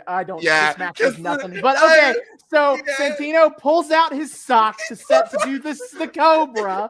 He puts it on, Cobra, and Damian Sandow sweeps the legs and hits the Uranagi called "You're Welcome" for the win. But no, the snake is great. If it had worked, the snake spot, dude. Since I don't think you ever watched a Santino match, the way the snake, what he does after he had a match on the Muppets episode, but I can't remember if he did the snake on that or not. Maybe. It's basically like he'll like strike you in the heart with the snake puppet hand. That's the Cobra. May I just say how like legitimately slick he makes the like snake worm spot, just the way he like hits his arm and like just turn. It's so crisp. I feel like that is a snake coming to life on his hand. I was at work while I watched that part, and I had to show it to my fellow supervisor that was with me. I'm just like, just look at this goofy shit. And she's like, what the fuck is happening? I think I wish Santino was still wrestling, because I want to see him and Danhausen collide and see Dan. Like, I want Santino to do the Cobra, and then Danhausen puts a curse on the Cobra. Yo, oh my god, that's awesome. Holy shit, I would love it. The fucking Cobra turns around and starts and hits him, yeah, because he cursed the Cobra. Oh my god, please. I don't think that match will ever happen, but please, wrestling gods, please. Oh my god. yeah, baby. So now the Slammys begin in earnest. Yeah, after the match, Big E just goes in and like holds up the belt, blah blah blah. All right, here comes the presenters for the first award of the night, the Double Cross of the Year, and it is the Shield. And I wrote, this is so ironic in hindsight. Experts in their field. The Shield I wrote the Shield looking fresh. They are. Fucking slicked back hair Ambrose actually looks vaguely more recognizable as John Moxley without it being like all the fuck over the place. And I'm just like, this reads like your brain on WWE versus your brain on AEW when it comes to Moxley. It's like, and then I wrote there was a Slammy pre-show, because all right, so this is where I'm going. I said that too. I was like, what? But okay, guess what?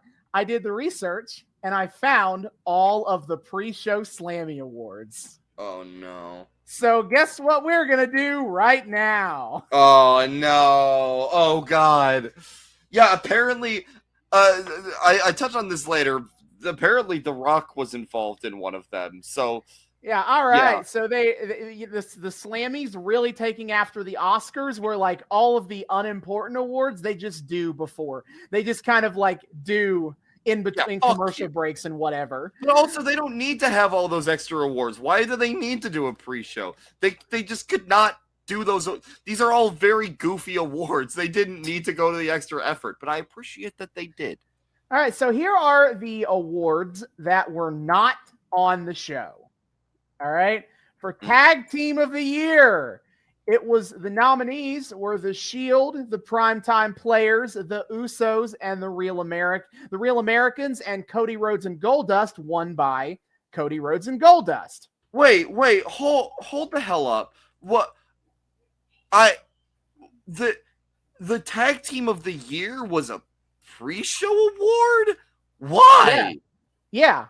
Because we gotta do other shit tonight. What can I say? The Breakout Star of the Year award, won by the Shield. Other nominees were the Wyatt family, Big E Langston, and Fandango. Why is that a pre-show award? What? They only have time for 6 awards, David. So we're gonna go with They this. presented some fucking pre-show ass ones on the main show. I thought the pre-show ones would all be even fucking stupider. I think that the ones they present on the show were all relevant enough. Well, yes, but like, bruh, fucking, you're not putting tag team breakout on there, but you're putting insult of the year on there. What? The faction of the year won by The Shield. The other nominees are the Wyatt family, the Real Americans, and 3MB. This is awesome moment of the. There are so many of these. We kind of need to get on with it here. Yeah. But this is awesome moment of the year. The winner, Big Show knocking out Triple H. Other nominees include Dolph Ziggler cashing in Money in the Bank, Kofi Kingston hopping on a chair to save himself from elimination in the Royal Rumble match, and Daniel Bryan winning the WWE Championship from Randy Orton at Night of Champions. Hell yeah, brother. The LOL moment of the year, this is the thing they brought up on the show to talk about The Rock, is the Rock concert on the 20th anniversary of Raw. Basically, The Rock came out with an acoustic guitar and sang a song about how much Vicky Guerrero sucks. That was The Rock concert. Yeah, I'm sure Rock was sure to show up. No, he didn't. They mentioned that Vicky Guerrero accepted the award on The Rock's behalf. She did? The song was That's about her. Hilarious. The other LOL moments of the nominees were Vicky Guerrero being fired as Raw general manager, Titus O'Neil vomiting on JBL, Michael Cole, and Zeb Coulter on SmackDown. That was a thing that happened a couple weeks back. Was it like a shoot vomit? I don't know. Okay. And I don't know. They've decided to keep bringing it up, and that's obviously, now we're making it a story. But, and we were just talking about the Cobra. The Great Khali and Jinder Mahal tried to charm Santino Marella's Cobra. They had, I think Jinder was the one. Now, is Khali, Jinder Mahal, snake charmed the Cobra? God fucking damn it. No. Bruh. Hey, the trending now hashtag of the year. The winner, hashtag Believe in the Shield. Other nominees were hashtag Best for Business, hashtag Follow the Buzzards, and hashtag We the People. Okay. That's the Wyatt's thing. That's Bray's thing. Okay, that's fair. That's Beard of the Year won by Daniel Bryan. Why is there a beard? Okay. The other nominees include Damian Sandow, the Wyatt family, and Zeb Coulter. The Wyatt family, their collective beard.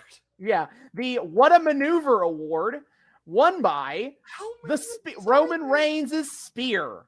The other nominees were Daniel Bryan's Running Strike, AJ Lee's Black Widow, and Cesaro's Swing. Wrong. Should have gone to the Swing. The You Still Got It, Best Superstar Return. The winner was Goldust. Other nominees included Rob Van Dam, the Bella Twins, Bruno Sammartino, and Chris Jericho. Sure. The Couple of the Year, won by Daniel Bryan and Brie Bella. Yeah, I didn't realize we were acknowledging their relationship.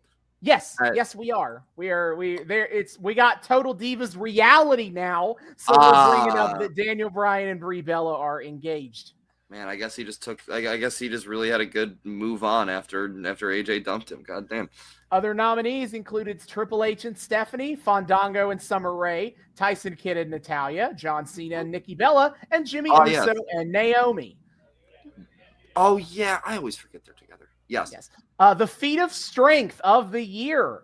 The winner was Mark Henry pulls 2 trucks with his bare hands. Oh, fuck. Other nominees included Antonio Cesaro swinging the Great Khali, Ryback shell-shocking Mark Henry, and the Shield triple powerbombing the Big Show. Oh, yeah, that shit. The Say What quote of the year. The winner One stipulation, I'm in my boy's corner and I'll be your Huckleberry all night long by Dusty Rhodes. Other nominees included Paul Say Something Stupid from Brock Lesnar. That was my quote of the year, I'll tell you that. That sounds good. Rise Above This by Damian Sandow, and the Paulcano Eruption from Paul Heyman. Oh, boy. The Best Dance Moves. The winner, the Funkadactyls. There's only 3 more after this. Okay. The Funkadactyls, Naomi and Cameron. Other nominees were Fandango, R-Truth, Summer Rae, The Great Khali, and Mizco Inferno.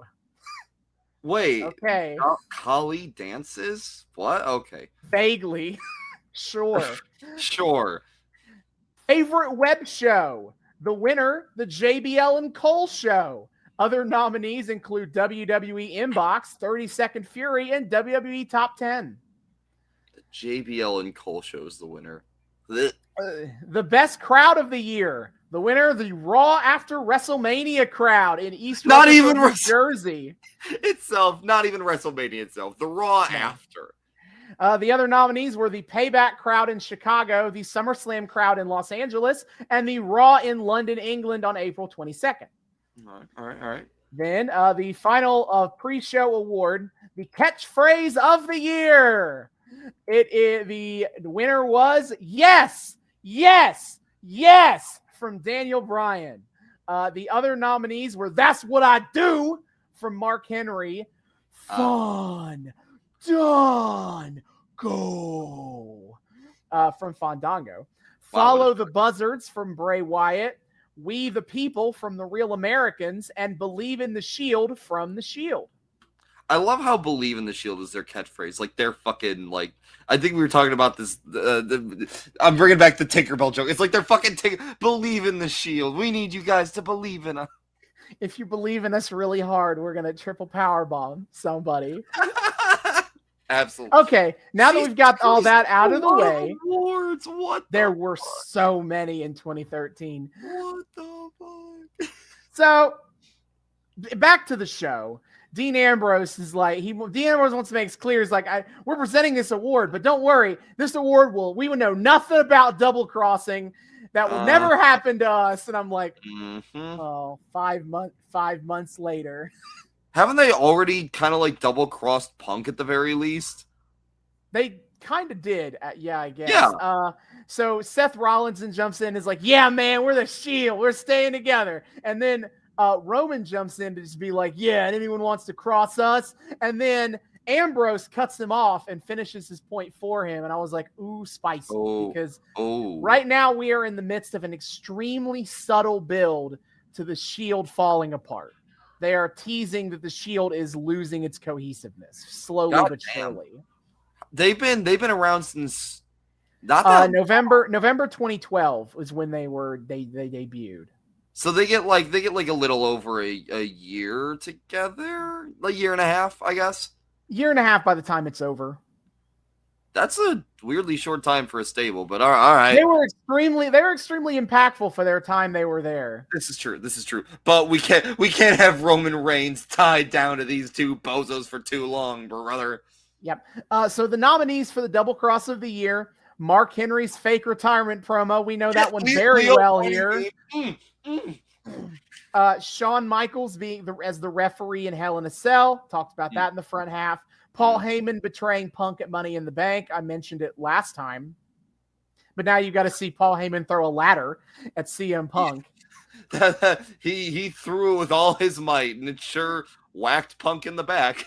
And then Triple H as the ref at SummerSlam. So for all of these, what they did is they announced the winner, and they announced the nominees, and then the vote would carry through the next commercial break. And they would introduce a match, and then before the match that started after the break, then they would announce the winner. Yes. So, like, yeah, this is the journey I went on with this. Because they announced all the nominees, and I was like, oh, cool. And then Kofi, Kofi comes out for a match, and I was like, oh, Kofi's here, that's cool. And then I stop and I think about it for a second. I'm like, Wait, hold on a second. They just announced all the. Are they just not Well, they presenting gotta. the award? They got to give people time to go on the app and vote. Yes. Again, more on my journey with this later. But I was like, I gotta stop scratch my head. I was like, wait, hold up, something seems amiss here. So Kofi comes out, and then they cut to commercial. They come back from commercial, and they're like, Shawn Michaels wins, which like the Shawn Michaels ref thing. I wrote Mark Henry was fucking robbed by recency bias. Mark Henry was robbed by recency bias, but also I don't even know if I'd call what Shawn Michaels did technically a double cross. That's more like a doubling over and looping back on itself cross, because that shit was so fucking convoluted. But Shawn Michaels, I didn't write all of the acceptance speeches, but I did write a lot of Shawn's. Shawn, he's like, I got a lot on my mind, but I've been told I can't talk too long. And Shawn basically goes on this rant about how he's annoyed that he was backstabbing people for 25 years and he never won no damn Slammy Awards until he was retired. I was like, this award feels more like an insult or a backhanded compliment, but I guess the only insult Shawn took from it was like that he's done so many backstabs. How the fuck did it take him until 4 years after retirement to finally win an award like this? Yeah. You sold out chance breakout, and he just goes, hey, look here, Pinhead, I sold out years ago. That's why I'm still here. He's very open about what a bastard he is. I can appreciate. Right. There's also a line of dudes in Yes shirts who are all bowing to him, and I feel like that's kind of some fake fanery right there. Like, honestly, I wasn't ready for it. I'm used to them only doing that when Vince McMahon comes out. I was like, they're bowing to Shawn. That's new. He's a future corporate guy. Close enough. Yeah, so that is that, and we get to the match, which is Kofi Kingston versus The Miz, which I made note of.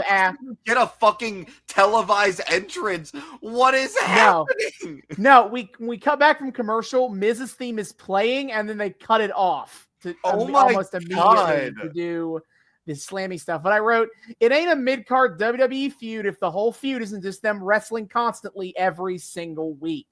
Oh, yeah. That's the impression I got. But, like, fucking Kofi over here is like, he must have taken he must have dosed on his tea backstage or something. He just beat the shit out of Miz the whole match tonight. Evil Kofi over here. Kofi the bastard. Just here to like murder the Miz. Yeah, the match starts and Kofi just like immediately starts tossing Miz around like a bitch. And I'm like, why the fuck is the Miz getting treated like a jobber chump here? One of these men is a entrance. Well, only one of these men is a former world champion in 2013, and it's not Kofi Kingston. Yeah, that's the wild part of like Kofi has yet to like win like I know Kofi's held other titles by this point, but like yes. I saw a graphic yesterday that was like apparently Kofi's held a title for like every year he's been in the company, at least for like some period of time. That sounds about right. Yeah, so like I guess he's held other titles, but like Miz is a former but like he doesn't get a televised entrance and he's getting thrown around like a jobber. What the fuck? And then he just bails on them. He tries to bail on the match. He's like, I don't know. And Kofi's like, no. No, you're not. No. Basically, the match is extremely one-sided until the end, where Kofi rolls up the Miz. Miz kicks Kofi off, and Kofi lands into the middle turnbuckle, and Miz rolls him up, allegedly pulling some tights. I didn't quite see that. I saw it a little bit. Yeah. So Miz, who got treated like a jobber chump the entire time, just gets a last-second cheeky roll-up with a cheaty tights grab on Kofi. What is this feud? What is happening? Why are the characters like this? And then after the match, sore loser Kofi Kingston hits the Trouble in Paradise, kicks Miz straight in the face. And Miz falls. And Miz is like, he gets a close up on his face. It looks like Miz has just seen God. Yeah. So after all that hoo-ha, Eve Torres is here to present Diva of the Year. I have a few. I hear him. I want to read my notes sequentially here before you jump. Please. I'm an unapologetic Eve mark, but one of the best Divas champions of all time, Cole. The nominees are the Bella Twins, the Funkadactyls, Caitlyn, Natalya, Eva Marie, AJ Lee. Yes, I did notice that the entire cast of Total Divas made the nominees, and only 2 women who aren't on that show made it. Oh yeah, no. Eve before she reads off the nominees was like, whether you're a fan of the stars of hit reality show Total Divas on MTV or fans of whoever the fuck those other losers are, we're all here to celebrate the women of WWE. Yeah. It is the nominees are the Total Divas cast and the 2 women who aren't on Total Divas that were Divas champion this year. Yeah. And also fucking, so in the pre-show, Fandango and Summer Rae get nominated separately for best dance moves, but then here, like, Miz, or not Miz, fucking Bellas and Funkadactyls are just nominated together for Diva of the Year. Wouldn't want to dilute the votes by making the fans vote for either Nikki or Brie, now would we? Yeah, what? Because who needs an individual identity? Because guess what? The Diva of the Year award goes to the Bella Twins, to which I wrote AJ Lee got fucking robbed. Yeah, that was my first hint that oh wait, maybe these awards actually are legit, because why the fuck would they not kayfabe it to AJ? Yeah, the Bellas say absolutely nothing. And they give the most boilerplate, like, we're just so happy to be here. Yeah, it was so lame. Yeah, okay, but also, like, okay, fucking just the fact that, like, they're here to accept this award and not AJ is like, what? Why? I'm confused why the fans even voted for them over AJ. Like, what is happening? Because they're the breakout stars of hit reality show Total Divas. Man, I guess Total Divas just really did put that whole cast nuclear over with the fans or something. Jesus. AJ had half of a point in that the WWE is absolutely focusing harder on Total Divas than they are the rest of the division. Oh! Also, when they're listing off the nominees and they showed Natalya, there's like some quote about "I come from royalty," and it just shows a video of like her with Brett at her wedding. They've done it again. It's so beyond parody, dude. It's so funny. They just refuse to acknowledge that Jim Neidhart exists. All right. So the next match on the show then is an 8-man tag between Rey Mysterio, the Brotherhood, and the Big Show. The Rey Mysterio is the only one on this team that gets an entrance versus the Real Americans and Paul Heyman's exes. Yes. Oh, okay. Wait. So a little bit more on my journey, because you mentioned that Rey Mysterio. So this is the point where I realized that, like, oh shit, they're just voting on this in real time. But I don't know why. Also, like, one more thing on the Bellas win. If this is not kayfabe, because what I notice is, like, they'll announce the winner and that music hits like immediately. They're prepared for all possibilities. Yeah, so this just adds to my headcanon of, like, the beleaguered sound guy in the back who just needs to be ready for whatever. He's got to be ready for 7 different sound cues. Absolutely. The original play, The Music Guy by R. David Kelloghan, coming soon to a theater near you. Yes. So the 8-man tag, Ray comes out, his entrance that slaps so hard, his Titantron that slaps so hard. Someone gifted him like a custom Seahawks jersey. That was sweet. Nice. It's really cute. Like he's just like, you know, he's making hay with the people along the aisle, and like someone holds out a Seahawks jersey that says Mysterio on the back. He's like, oh, that's so cool. The guy, like, he's like pointing, like, no, take it to the ring. And Ray's like, wait, you serious? He's like, yeah. And Ray just looks so touched as he like parades it around the ring. It was so sweet. But yeah. Also, apparently on Twitter, double cross of the year is trending. Hashtag Slammy is trending. Dear God, the WWE's relationship with Twitter feels so The boomer. thing I Oh hate my is that God. I cannot possibly verify whether any of that what they're saying is true. Oh, would they just lie about that shit? I don't know, but I can't go check Twitter trends from a decade ago, so I have to just take their word for it. Sure. All right. Yeah, the match starts and just kind of like a whole boogle. I think it's Ray and Ryback to start. Yes. I note that Ryback and Curtis Axel are now calling themselves Rybaxel. Riveting. Yeah, they bring that up. They gave themselves a ship name. How cute. They bring that up again later in the match, and JBL makes the buries the fuck out of it. Yeah, he makes the unfortunately objectively correct point that that's a dumb fucking name. I did write tragic, the worst person you know. Yep. I will say. So I'm on my dad's Peacock, and just because like I went to log in like the automatic like fucking password sharing that my family has, like just automatically log me into his. I was like, cool, but he doesn't have the ad-free version, so I have ads in between shit, and I was like, it's fine, whatever. But the ad I got in the middle of this match was like a Cascade commercial that was almost as condescending about like dishwasher usage as Cole was about how the fuck to download an app. It's like, did you know that actually using a dishwasher is far superior and more efficient when it comes to water usage than hand washing dishes? I'm like, wow, no way. Dishwashers have only been out for decades and decades. There's no fucking way I knew that. Did Michael Cole write this ad? Jesus Christ. Yep.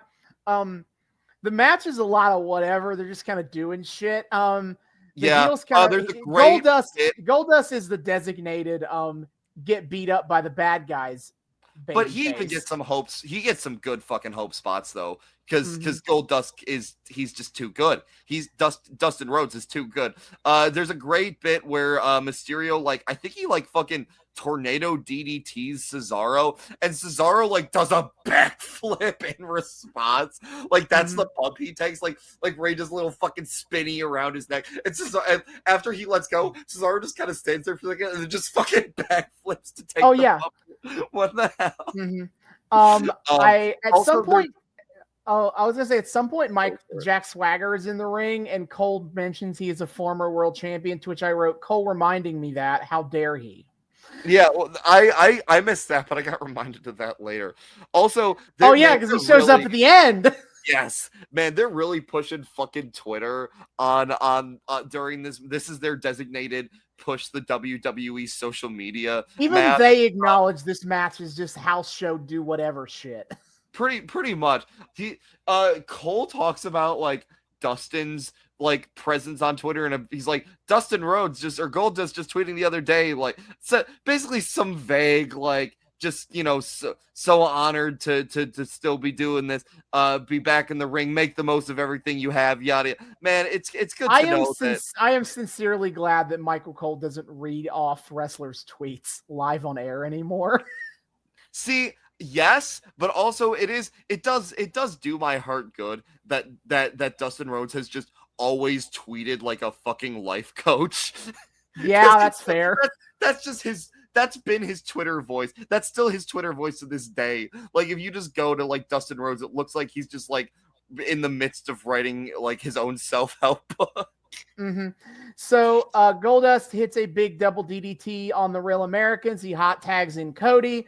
Big Show spears the fuck out of everybody. Match is going wild. Cody hits Curtis Axel with a disaster kick, tags in Ray. Ray hits the 619 and the drop in the dime. That is his top rope dive for the win.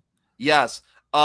Dude, fucking Cody is so over in 2013. Jesus Christ. He could have been a star, or even then. And then they painted him up like Goldust. So they're like, oh, you're gonna be a star, all right. Stardust. Ah. Yeah, about that. Man, it was let's see what there's this great spot during the match where like Big Show is beating up on like Big Show and Ryback are going at it. They do have a hoss off. It's so satisfying to watch Big Show beat up on his significantly worse evil mirror twin. Ray gets the pin. JBL says on commentary as Ray gets the pin, we still don't know who Rey Mysterio is, confirming that JBL probably doesn't know what the fuck a WCW is. No, because Ray was unmasked in WCW, and we all collectively pretended that didn't happen. We all just collectively got amnesia. Who the fuck is Oscar? That is Ray goddamn Mysterio. Yeah, but Ray, but like especially now that like Zeb. Okay, so the Real Americans have also been like when they were beefing with the Matadors. A big gimmick was we don't know who any of these people are under the mask, including the bull person. We don't know who they are under there, and so JBL has now picked up on that character trait, and now he is also like every masked wrestler. He's like, I don't trust them because we don't know who they are under there. Oh my god, we are full J. Jonah Jameson every Mexican luchador. JBL's like a fucking dweeby middle schooler who just learned a big vocabulary word and is using it everywhere he can, even if it makes no goddamn sense. Because I think I even remember Michael Cole in response to JBL being like, we still don't know who Rey Mysterio is. Michael Cole being like, JBL, what the fuck are you talking about? What are you doing, man? I'm pretty sure Cole is like, JBL, what? Cole's like, did you just never watch WCW? Like, yeah. We at the end of the match, Cole once again explains how to download the app, except from the Android perspective. But also, they commercial break mid-explanation. Wait, and they cut back. Maybe you didn't catch it on the ad version, but on the ad-free version, he is explaining what happened. They cut to commercial break blackout, and they come back to him finishing. Yeah, okay.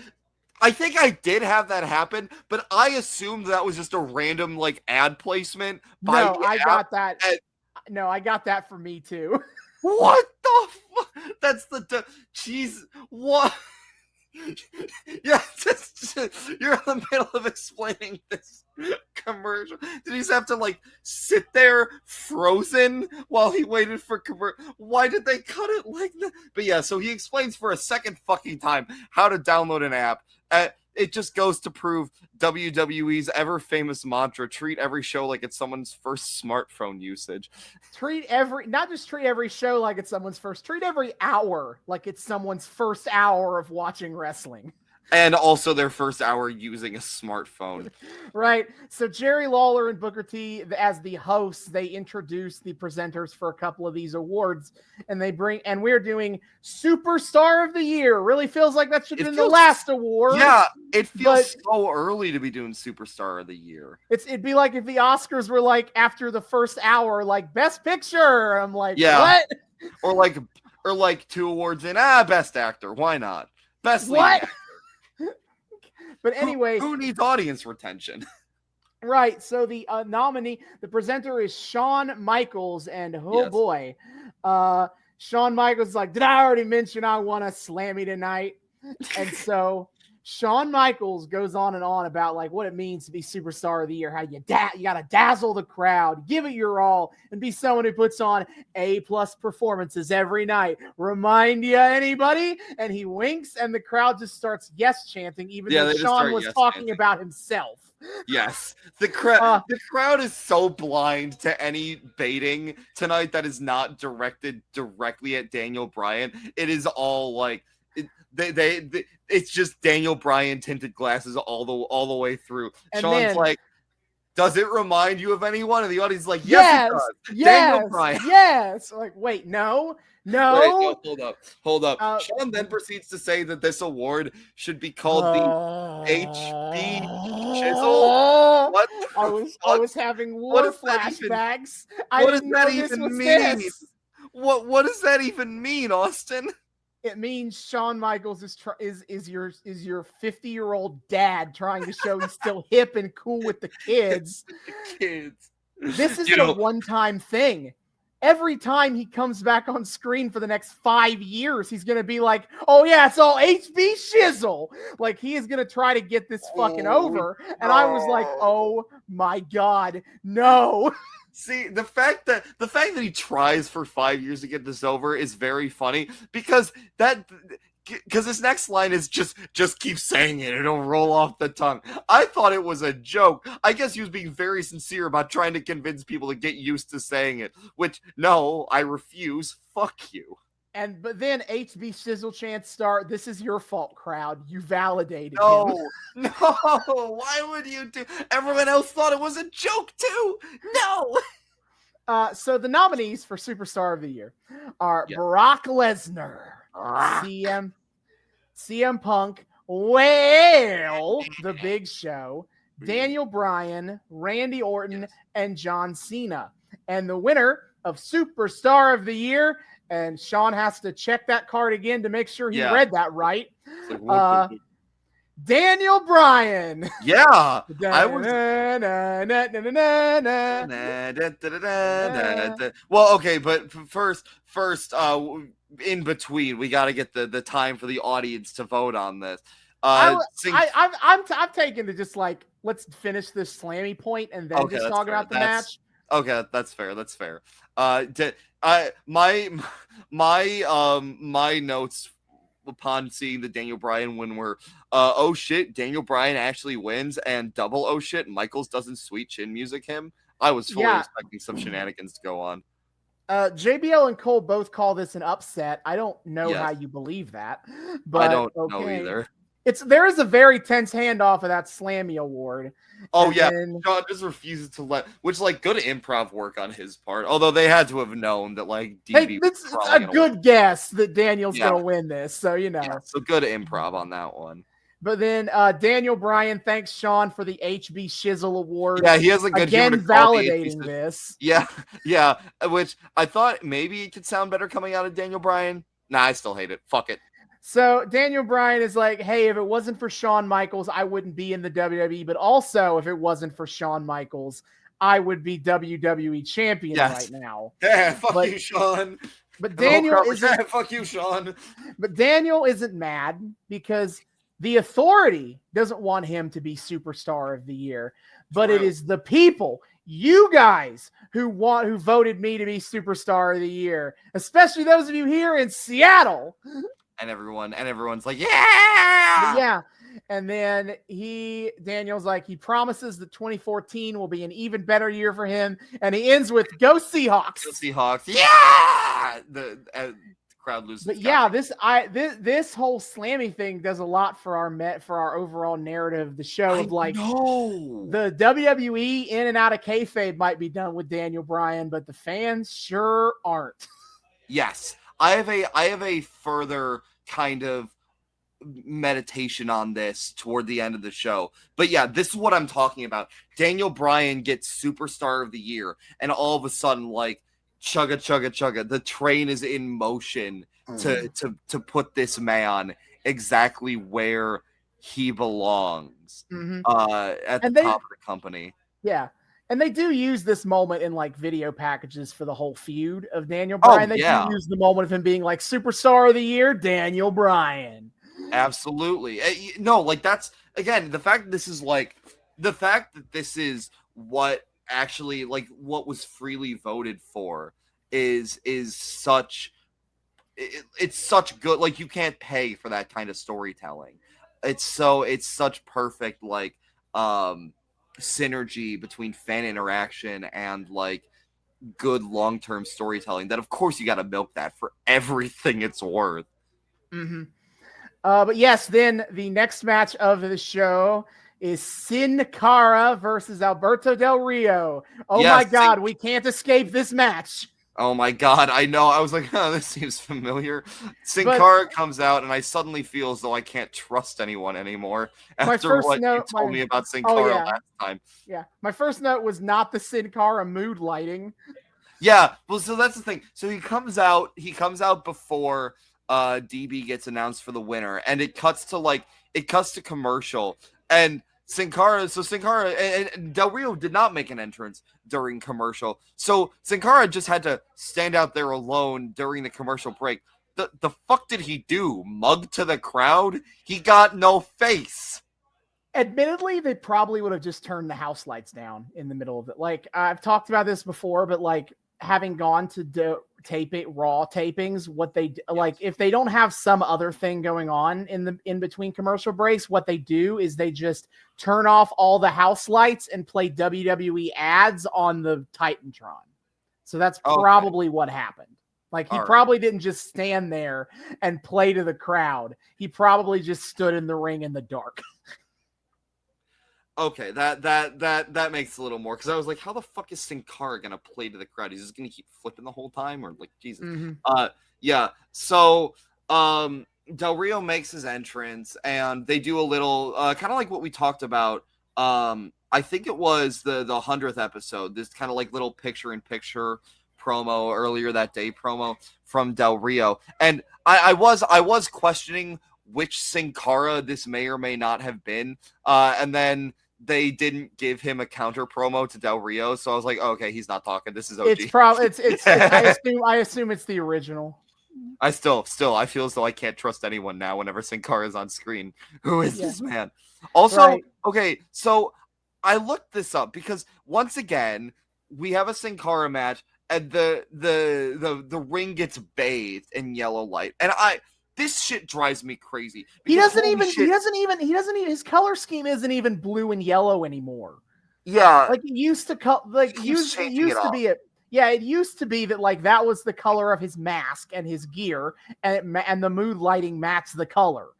Yes. But that's fine, because I feel like you could still count like blue and yellow as his base color. He just seems like the type of guy who likes to switch up gear colors all the time. But like, the thing for me is like, it still baffles me, because holy shit, you have this man behind like a thick mask visor, colored mask visor, so no one can see that he got any eyes, because he's supposed to be literally no face man. Yeah, his name is No Face. What he can't, but gotta have full mask. Yeah, so but you bathe this shit in yellow light, which is just gonna make it harder for him to see. And so why do this? I looked this up. I looked this up, and I found on Reddit. I don't know the veracity of this. It seems like a bunch of fan speculation. But the fan speculation that I saw was like, they gave Sin Cara this special lighting to make him feel like a super huge big deal, effectively, so he could replace Rey Mysterio, because this is around the time where WWE was diagnosing Rey Mysterio with old. That checks out. WWE has always kind of been fascinated with the idea of like, we got to get a new Rey Mysterio, a new draw for the Mexican Latin market. Why? I feel like that misses part of the appeal of Rey Mysterio, and like Sin Cara could also have that same appeal, because like the other thing is like Rey Mysterio seems to be like really big with like kids. Like, he's kind of like a superhero to a lot of the kids who watch the show. This immortal super, but like. I feel like we're trying to replace him with another dude. It could, but like, you just have Rey Mysterio right there. I know you think he's old, but he's still clearly quite capable and still clearly super fucking over. Why are you trying to replace him? And why are you trying to like signal the importance of his supposed replacement with yellow mood lighting? Like, they can't just let it be like an organic, natural thing. They have to make this a big thing. They have to try to immediately make him the biggest deal possible. And it's made all the funnier by the fact the special lighting just makes him literally perform worse in ring. Which doesn't help when he can't speak English, so all he's got is in ring. Yeah, and like, admittedly, when he hits shit well. When he made his entrance, he does this cool like fucking, he jumps to the middle rope and then like backflips back to the center of the ring. They used to do it even cooler. They used to do it even cooler. They used to have like, he had a trampoline in the front of the ring, and then so he would jump off the trampoline, and they would film it in such a way it looked like he literally jumped over the top rope. And then did the backflip. That's so sick. God damn. Yeah, okay. So that's I guess the deal with Sin Cara and that dumb fuck yellow lighting. And yeah, he's here to face Del Rio, and the match starts. Apparently, apparently, like, fucking, Sin Cara has his own comic book? Question Yeah, mark? as much as we meme on how much of a complete and utter failure he was in Yes. WWE, it was a big deal when he signed to WWE because he was a genuinely big deal in Mexico. Like Holy he was shit. a top guy in Mexico. Goddamn. And so yeah, I wouldn't be surprised if he had comic books. I didn't verify that statement, but that checks out to me. But Though when the detail is shared that he has his own comic book, JBL comes in and says so because like the comic book is mentioned to put over the fact that I guess Sin Cara is like super beloved, especially JBL says Cole brings it up. It says that, like, he's very big in Mexico. JBL's like, what? No way. And Cole's like, yeah, he is. He's got his own comic book. That's how big and popular and beloved he is. Yes. And then JBL says the Thing has his own comic book. Do you think he's loved? And at this point, like, my brain turned to utter static as I was like trying to parse what the hell. I don't know which thing you meant, but you're wrong both ways. Yeah, I assume that's like the Thing from Fantastic Four, but he doesn't really do standalones. He's part of, the Fantastic Four. And then and then I thought maybe he's deep cutting the John Carpenter The Thing comics, except no way. That movie is also extremely popular. So no. And like, I don't know if you'd call The Thing in that a he. That's got to be like clobbering time thing. Also, and then Michael Cole's response is hilarious. He goes, "The Thing is imaginary." Yeah, he's like, Thing is imaginary. Sin Cara is the real deal. Like he does not. He doesn't know how to parse it either. Which I'm glad I'm not alone on this. Also, I remember forever ago, like I think it was during like I don't know if it was during Summer of Punk, but it was something involving Punk, and they were talking about the clobbering time catchphrase, and I think we had heel Cole at this point, and Cole, I remember getting very confused and upset about I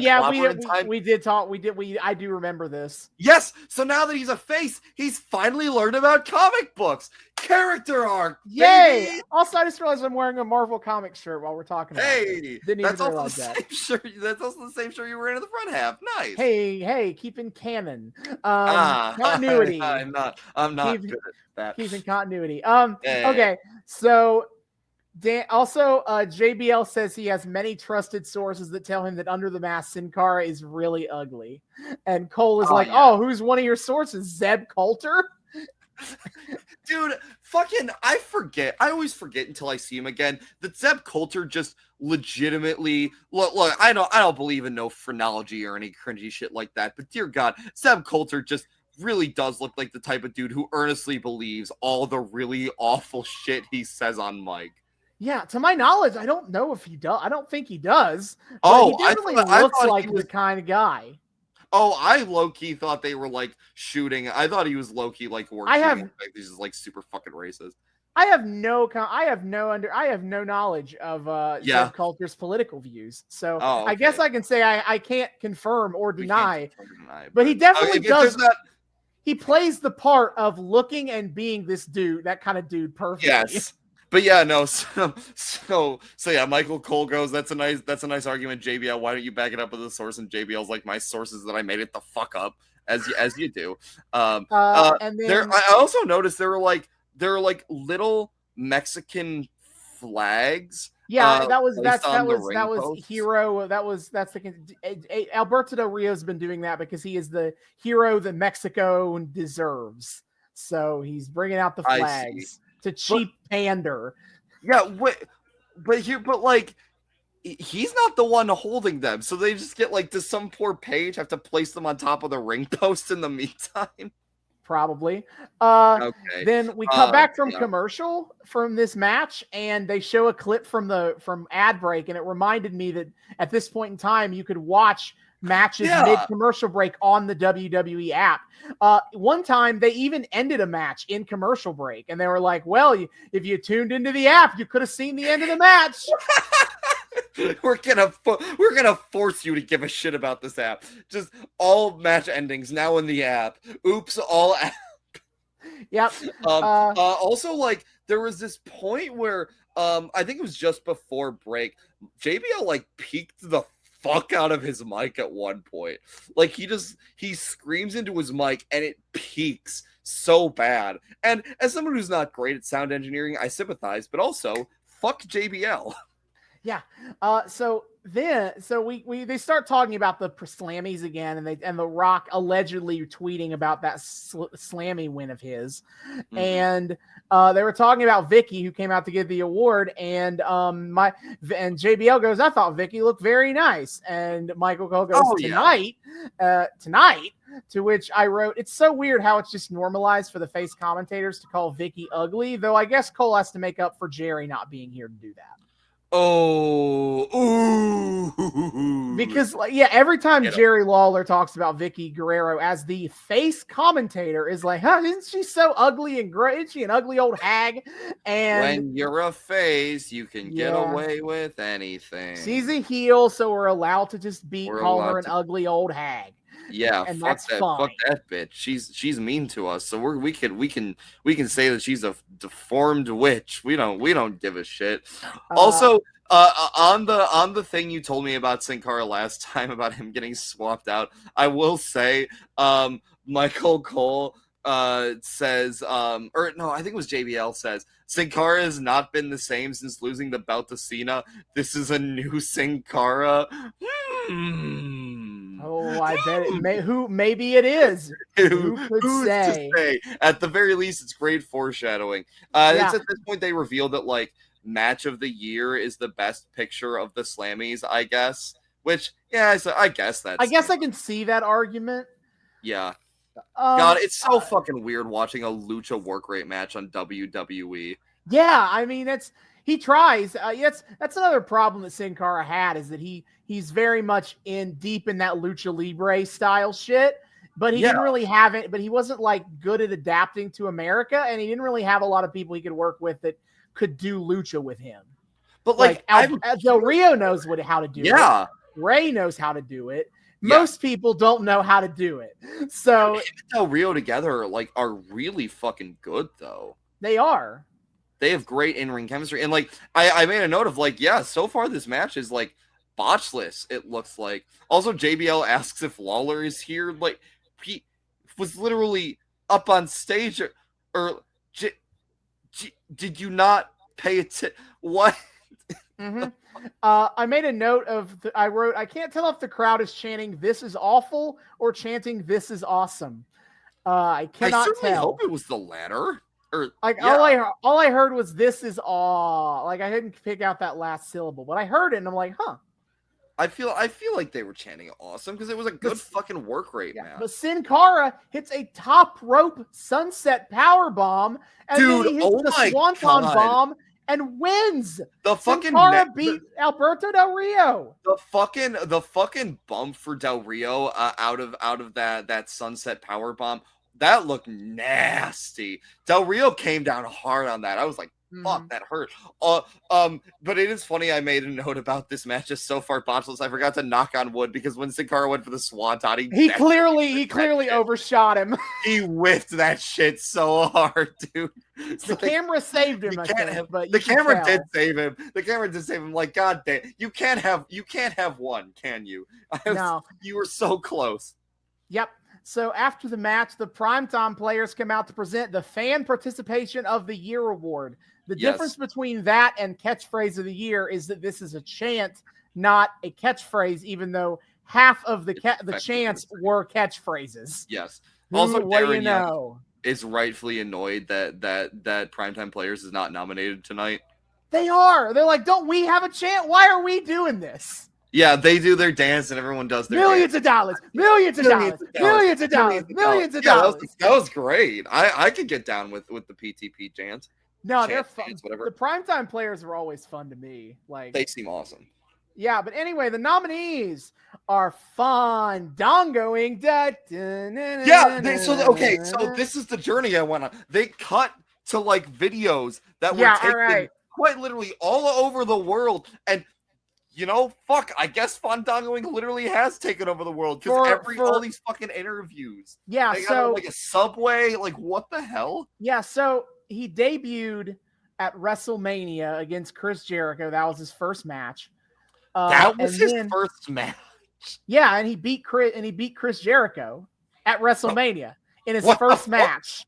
What the? This goofy ass ballroom dancing mid-carder? Yep. But then the Raw after WrestleMania, the crowd just starts doing this.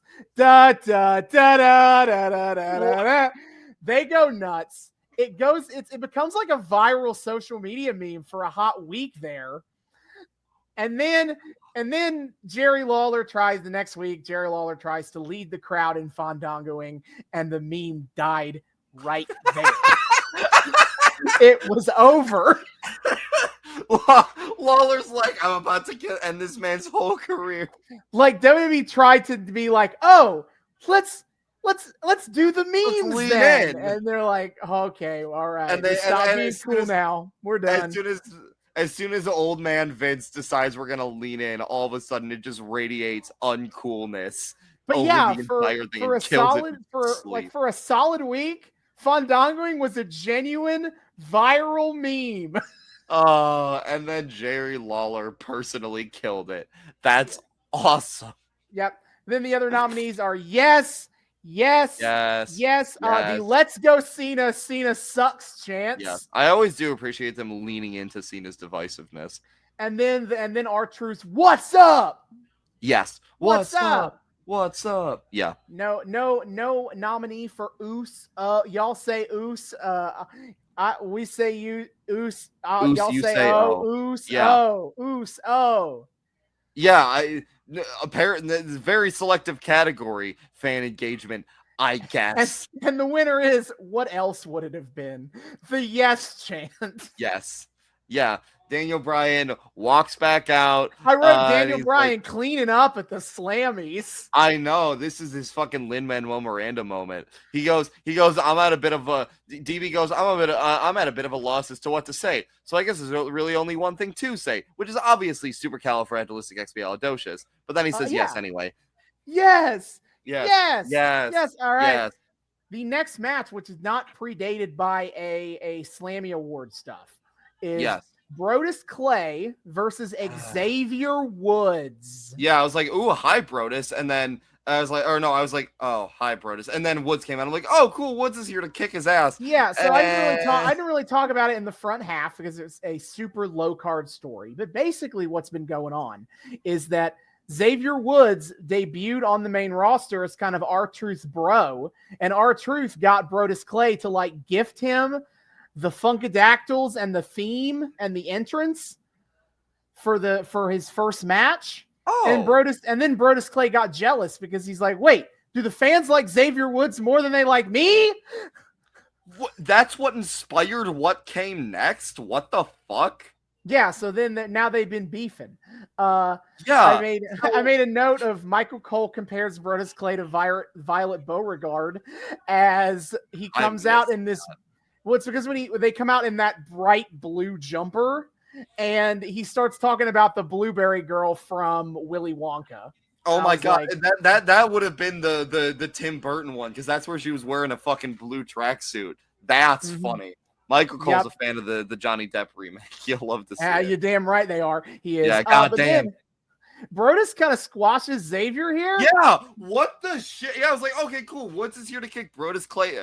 No, Xavier Woods just get squashed, and I was like, what the hell? And then Brodus Clay just goes into a blood rage against Xavier after winning.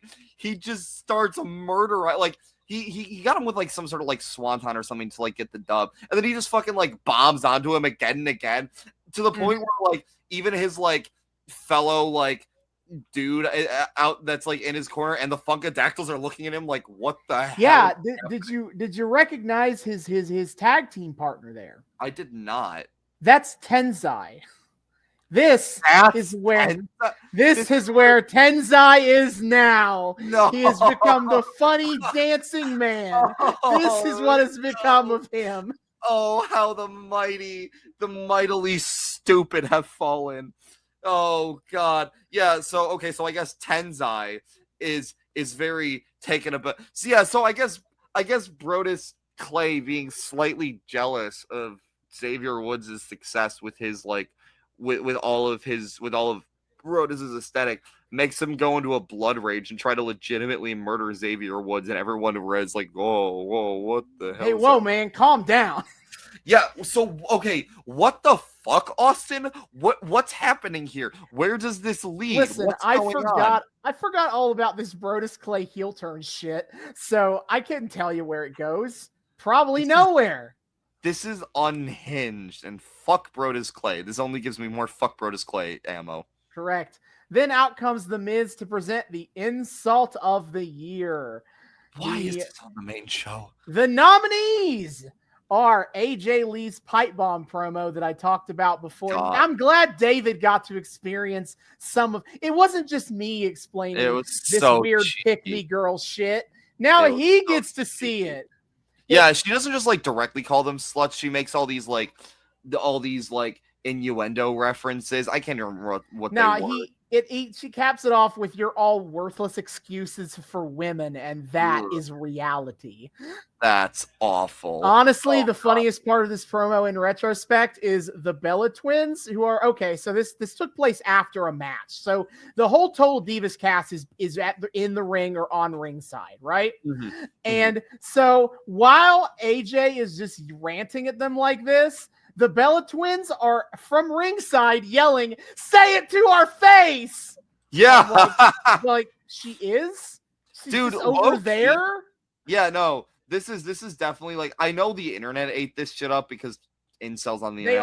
All of the Total Divas suffered from the invisible wall and couldn't just go do something about AJ ranting at them on the stage. Well, no, she's got a scary new finisher now called the Black Widow because she's evil. You don't want to contend with that. But yeah, I do appreciate that, like, even though the internet ate this shit up, AJ has been played as the heel, and that all the Total Divas look just correctly annoyed. Yeah, AJ is 100% being taken. She is 100% the heel character of this storyline. It's just that the internet ate it up because it played into what they wanted to hear.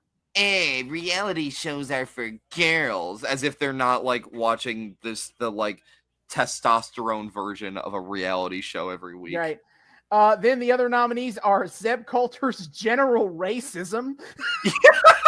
Yeah, it wasn't one promo in particular. It was just Zeb Coulter. It was just Zeb Coulter saying slurs. They're like, "Hey, you remember all those times Zeb Coulter basically said the N-word? Yeah, we're just gonna nominate him for that shit." Paul Heyman calling CM Punk a pathetic loser and co-opting the phrase "the best in the world." He started doing that after the Night of Champions match, where it was Curtis Axel and Paul Heyman beat CM Punk.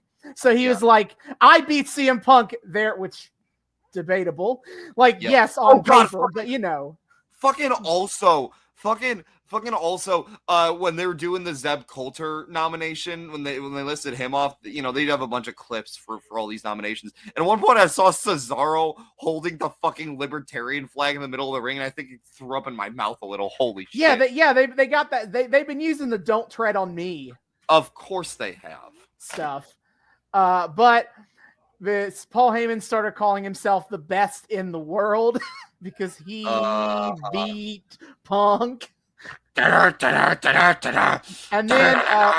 then Stephanie McMahon emasculating the Big Show and then proceeding to fire him. They didn't get to that part, but that's what that promo was. Oh my god. Yeah, she like slaps him multiple times. It was like, what am I watching right now? This feels dirty.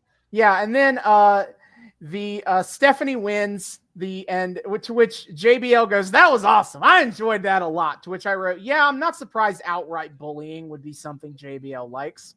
Yeah, but also, why the fuck did Stephanie win this? How did she win this? Because I feel like boo, Stephanie's a bitch, so we're gonna vote for her. But we're giving her an award for it, guys. We're giving her an award for being a bitch.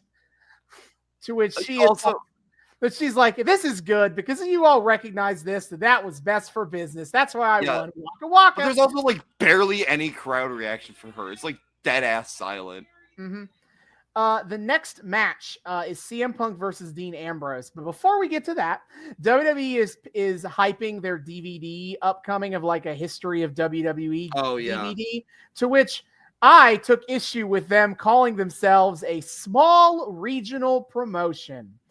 I took issue with that because about that. Tech in you know, compared to where they are now, sure. Yes. But let's look at the NWA territory map and the WWF, the Worldwide Wrestling Federation. Their territory goes, they were the primary wrestling company from New Hampshire to Maryland. Yes. With the exception of the NWF in like upstate New York and Buffalo, New York, the WWF was the main promotion in the New York market, the Boston market, the Baltimore market, the Washington, D.C. market, the Pittsburgh market, the Philadelphia market. Like, fuck off. Yeah. That is an underrated element of like, how did Vince win? Right? Like, a lot of it's put on the fact that Vince was a ruthless, cunning, and ultimately good businessman, which he was. Yes. And a lot is also put on the fact that half the territories were run by incompetent idiots, which is also true. True. But like a part that people never really consider is that the WWF's market share, especially in terms of like major media markets, was immense. They were arguably like, based on media reach, they're arguably the most powerful individual territory at the time. They had a lot of resources to work with that allowed them to expand. So I think that's a forgotten part. It's a forgotten part of the story that like the entire Northeast media market, which is in the United States, a significant portion of highly populated cities in America. Yes. That was all WWF territory. Yeah, Vince be like, oh boy, here I go revising history again. All right, back to the match then. I wrote future AEW world title match. CM Punk and Dean Ambrose. Dean Ambrose. Where have I seen this before? Yeah. Yeah, we get Ambrose. We start off with Ambrose working the ribs. He does. He is targeting CM Punk's ribs because he got speared by Mr. Reigns, so his ribs are all hurty. Yes, apparently a single spear from Roman Reigns is enough to like just brutally bruise your ribs. And they kind of put over later that like, man, if you get a second spear from Roman Reigns, you're done. You're done. Just deceased. You don't exist anymore. Hey man, that was the maneuver of the year. It better be powerful. Ooh, we gotta push Roman straight to the top, straight to S tier, baby. Yeah. Kind of the most interesting part of the match is that Dean Ambrose specifically told Rollins and Reigns, like, do not interfere. I'm doing it on my own. Well, yeah, it's interesting because commentary mentioned something about, like, it's unusual for the Shield to come to the ringside for an individual member's matches, but Rollins and Reigns are here for some reason. But Ambrose is just like, no, stay the fuck out of this. So I don't know what. Again, I assume they're going for, like, that subtle push toward them breaking up. Yeah. Cohesive sort of thing. Yeah, I mean, they add that to later in the match. I mean, basically, Punk is able to hit Ambrose to hurt his ribs by making him go first into the ring post, and that's how he kind of gets back in the match. And there are multiple instances where Punk is on the outside and the Shield stalks over and just stands there over him. Dude, there's this great visual of like Punk gets thrown to the outside and he's on like one side of the ring. on the corner to his left is. Oh yeah, because he dived Rollins. down at Ambrose. So Ambrose is down. Punk Yeah. is standing over him in the Punk's middle. down. Yeah, and but on either side, on to his left is Rollins, and to his right is Reigns, and we get this sick visual of the two of them staring him down, and Punk kind of looking between them, and then cut to commercial on that. I'm like, what? Why would you not let us see what comes next, you bastards? Yeah. So as we're getting down to the end of the match, Punk goes for the GTS, but Ambrose gets out of it, and I wrote Ambrose hits the Death Rider. The float over butterfly suplex. Yeah, it's the same setup as the Death Rider, but he just throws him backwards, not into the ground. Yeah. There's this moment where like Punk's up on the top of the ring post, and Ambrose goes up to meet him, and like Punk's trying to throw him. Ambrose is trying to throw Punk, and there's some dude in like the front row who is just like the only person in the front row, like standing up and he's like freaking out at the possibility of Punk getting thrown to the top. This dude, there's this one dude who's on his feet screaming like, "No! I hope you were having fun, my man. I almost thought that was like an audience plan thing, like some shenanigans was about to go down. Nah, it's just some guy who's really in the tank for Punk, which, you know, fair enough. But all right. Oh my God. Yeah. So Punk gets thrown to the outside later in the match. The Shield stare him down again, and Ambrose at that point is like, "Hey, back off, guys! I told you." And Rollins and Reigns are like, "Okay, we'll back off, all right. We're just gonna leave." They are walking out. So, but why were you here in the first place? You never. Okay, whatever. And then Punk hits the GTS for the win. It is, despite the fact that Ambrose is the one member of this team who is still the champion. He is the United States champion. He is also the guy who eats a lot of pins right now. Great. That's so weird. And then the Shield look like they're going to get back in the ring and kick Punk's ass. He tries to be ready for it, but then gets hit with a spear. They grab Ambrose and get out of Dodge. Yeah, they're all super. The Shield is not happy with one another right now. Is that a malfunction I smell in the air? Yeah. Get ready. Oh, it's a coming. 5 months from now, we got to do a little bit of build up, but it's a coming. Yeah. So then after the match, we get this big video package highlighting all the different world champions in history and how much the belt means to them. It was pretty cool. Yeah, that was honestly a really sick. That was a really sick retrospective on the belts. And fuck, I can't remember if it was here or if it was somewhere earlier and I missed it. But it was really funny because at the when the episode started, I commented kind of to myself about which version of the opening bumper we were doing, and it's I can't remember like what one it was exactly. It was kind of like a quick kind of flip through of a bunch of shit, and then it's like WWE, and I was like, I'm kind of sad it's not like the no, it was the Then Now for the one we started with was the Then Now. By now they're doing Then Now Forever. But I was like, oh, I'm sad it's not the one, you know, like yes sir, we promise. The one I can quote, yeah. If you smell, yeah. I have come to quite enjoy that one, but I think it was either during this belt retrospect.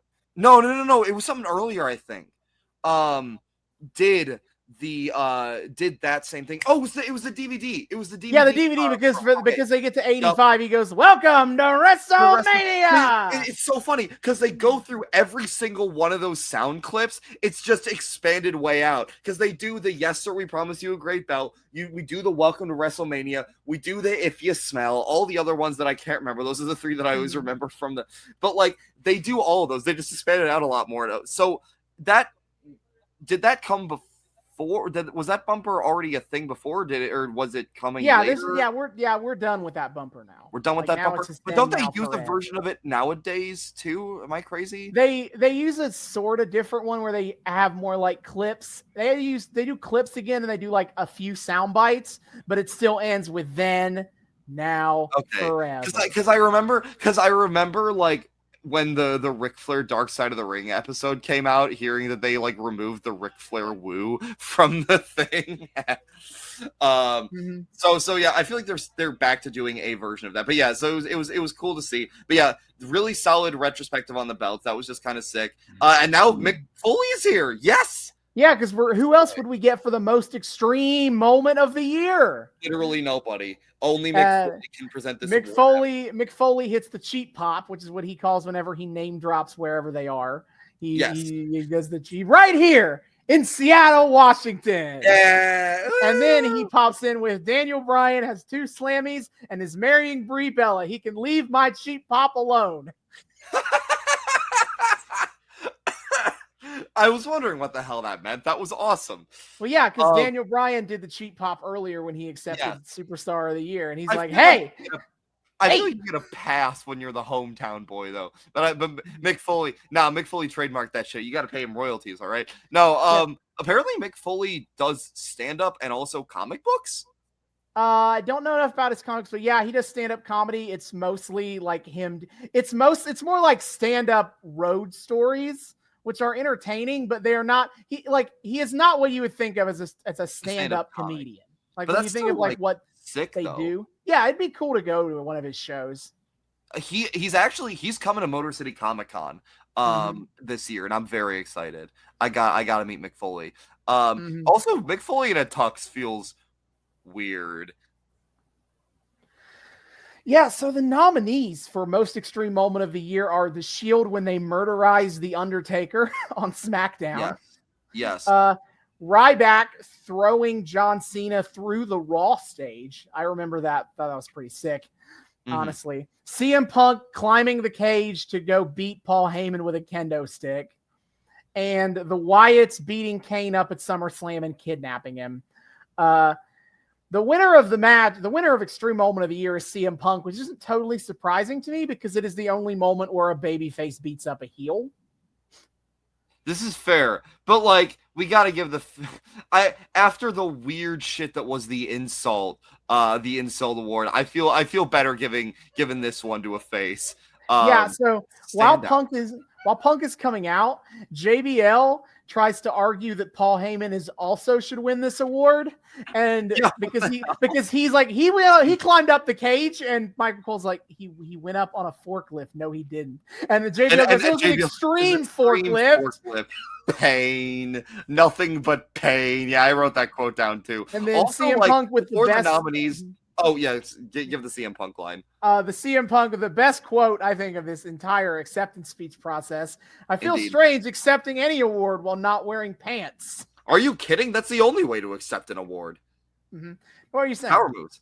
I was saying I got to shout out to the fact that like in the beginning, not only is it like it.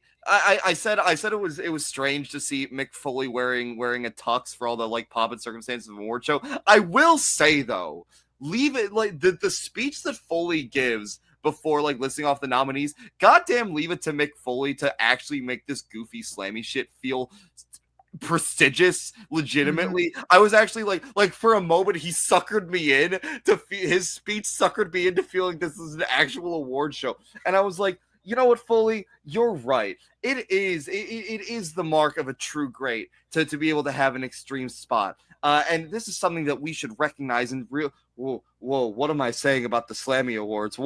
Oh, no. Yeah, no, leave it to Mick Foley to actually make that. God, he rules. I fucking love Mick Foley, dude. Holy shit. Oh, God. So, but another match time. Usos it's the Usos versus the Wyatt family. This match felt. I didn't have a ton of notes for this match. No, it felt kind of like cruiser giant match is basically Usos and Wyatt family in going into 2014 will have a ton of great matches together. This feels like a precursor to that. I noted Bray Wyatt chilling in the rocking chair. This is while he still had the rocking chair. Yeah, okay. They do blackouts ahead of like Wyatt entrances, right? Because the proper Wyatt entrance is it goes blackout, then they cut to the screen and Wyatt has his lantern and he goes, "We're here." And then they come out onto the stage with the lanterns in the dark. At what point does that rocking chair get brought out? While they're going, I assume behind them in the dark. Yeah, that's gotta be it, right? Because like I just have this great visual of Wyatt having to like trudge to the ring with the rocking chair in hand, looking so. I just love that he just like sits there in that rocking chair on the ramp, though. It's so iconic. Yeah, he would have that rocking chair until he feuded with the Undertaker, and the Undertaker summoned lightning and blew it up. And then, hey, what the fuck? That would be the end of the rocking chair. That rocking chair has just been like a rocking chair to me. Hey, yeah. Yeah, the Wyatts win when Luke Harper lariats one of the Usos' heads clean off. Yes, clean off, and he just fucking lays over him. The wide, crazy eyes. God, fucking damn, Luke Harper ruled, dude. Oh my God, I love him. And so then, as we get yet another Michael Cole reading Bray Wyatt tweets, he loves reading Wyatt's cryptic bullshit on Twitter. What does it mean? Michael Cole's in the forums trying to decode. Today's quote was, "A man who won't die for something isn't fit to live." Hashtag I'm 14 and this is deep. Hashtag follow the buzzards. That's actually where Wyatt posts most of his stuff is r/I'm 14 and this. He workshops it and is like, all right, we got it. We got to find the Goldilocks between like a 2 14 and deep and not 14 deep enough. Like we got to find just the perfect middle ground, baby. Yep. Then Booker T and Jerry introduced the presenter for the final award of the night. Booker T hits the best there is, the best there was, the best there ever will be, and there is no pop for it. I was like, I know. Ooh. It sounded like some people were like chanting along with it, but yeah, it was a weird, like, I was expecting the roof to come off a little bit. But yeah, it's Bret Hart. It's Bret Hart. He is here to be match of the year. Bret Hart says that he among his many honors, he cherishes winning match of the year the most, which is 100% a Bret Hart thing to say. That is a very Bret Hart thing to say. Also, shout out to the guy in the audience who you could hear yelling, "Give us one more!" No, man, Bret, he had the stroke. He can't really wrestle anymore. You do not. Fucks. Yeah. Also, I also have to shout out the fact that even JBL is like, okay, yeah, it's pretty sick that Bret's here. Like, even Ultimate Bastard JBL's like, okay, yeah, fine, this is pretty cool. Yeah. So the nominees are The Undertaker versus CM Punk at WrestleMania 29, The Brotherhood versus The Shield at Battleground, Triple H versus Brock Lesnar in a steel cage at Extreme Rules, and The Rock versus John Cena at WrestleMania 29. Dude, fucking based Dusty helping out his sons against the Shield, by the way. We get a great clip of like Dusty whipping Dean Ambrose in the head with his belt. That was awesome. Oh yeah, that match was fantastic. Winner at some point. The winner of the match is John Cena versus The Rock. To which I booed loudly because that match sucks. Oh, it did? The video package actually made it look like pretty sick. You see, it would be fine in a 5-minute highlight package, but you need to understand it was basically like 30 minutes of finish spams. It was terrible. And everybody knew who was going to win. Like 28, some people also say the WrestleMania 28 match is bad. No, you're wrong. That match is awesome. But Austin's got some thoughts. But like The Rock beat Cena at the last WrestleMania. And in this match, The Rock is the WWE champion. It's a WWE championship match. Cena's winning. So everybody knew who was winning, and the match was just a lot of like hitting each other's finishers until somebody wins. And I'm like, oh, okay. This is boring. That's unfortunate. Because it did look sick, and like, what a great way for The Rock to officially pass the torch on to like the guy. That part's fine. That's pretty cool. But like the match itself, I don't like it. It's not okay. That's fair. And when Bret announces the win, he said, I'm pretty sure he pronounces John Cena as John Cena, like there's a fucking tilde on the N Cena's name. It's God. Now I'm doing it on Cena's name. Yeah, my Juan Cena, my favorite luchador. And as soon as I wrote down Juan Cena, my favorite luchador, I stopped and I was like, why could I like unironically see Cena doing something like that at some point in his career? Hey, he played Juan Cena allegedly. Juan Cena? What? When he was kayfabe fired because of the Nexus shit. Oh my! They didn't want to take Cena off of house shows, so they just put Cena in a mask and put him in all his regular other gear. Yeah, and he called him Juan Cena. Juan Cena, my favorite luchador. Yeah. Oh my God. So, the Cena Rock wins. Cena comes to accept the award. What would you expect? Walkity. Then the final match of the show, Natalya versus Tamina. Natalya comes out, and you can guess because she came out before the award announcement. The award announcement. She goes over and hugs her Uncle Brett, her most important familial relation. She's so lucky to have her famous uncle in her corner and nobody else of prominence. This shit never gets old. It never gets old. Anyway, it's Natty and Tamina. Real quick match. Natty knocks I was expecting this to be trying to interfere. I was expecting this to be AJ versus Natalya, since I was like pleasantly surprised by the non-repetitive booking of having it be Tamina instead of AJ in the lead up to. Nah, bro, we gotta save it for the pay-per-view. Yeah, well, that's the thing. Okay. Would you ever put it past the Fed to be like, yeah, let's just run the match a couple days early before we like do it for real? Like I was like, oh, this is gonna be one of those matches. But no, it was Tamina instead. That was a nice surprise. Yeah, Natty beats Tamina with her Uncle Brett's sharpshooter. And Jesus Christ, even like fucking Natalya's weirdly good at the sharpshooter. Tamina's not nearly as strong as she looks, because goddamn, that match lasted for 5 minutes. And then Tamina tapped. Also, shout out to the fucking "We Want Paige" sign that I saw during the match. Haven't we seen something like that before? Probably, but yeah. NXT. Yeah, we got the NXT marks in the house. This is a smarky crowd, and there's a sign in the main event that I'm gonna comment to you about. I think I took note of the same sign you're talking about. This is a crowd of internet marks. I'll tell you that right now. Fucking smarks. I did. Yup. Okay, we're gonna. Yup. Yeah. Okay. All right. So cool. After the match, we get to it's the Ascension Ceremony, and I wrote, the last time you will see the WWE title and the world title in the ring together. Deeply ironic, because you want to know what the unified championship looks like? One guy carrying both belts. Really? They don't make a new belt. What? They just carry both belts. Are you kidding me? See, it was funny because earlier when they said this is the last time you'll see these two belts together, I was gonna be snarky and be like X to doubt on that one. But then I thought about it, I'm like, no, they do unify the belts. And then when they get split up, the other one's not like the heavyweight belt; it's just a SmackDown belt.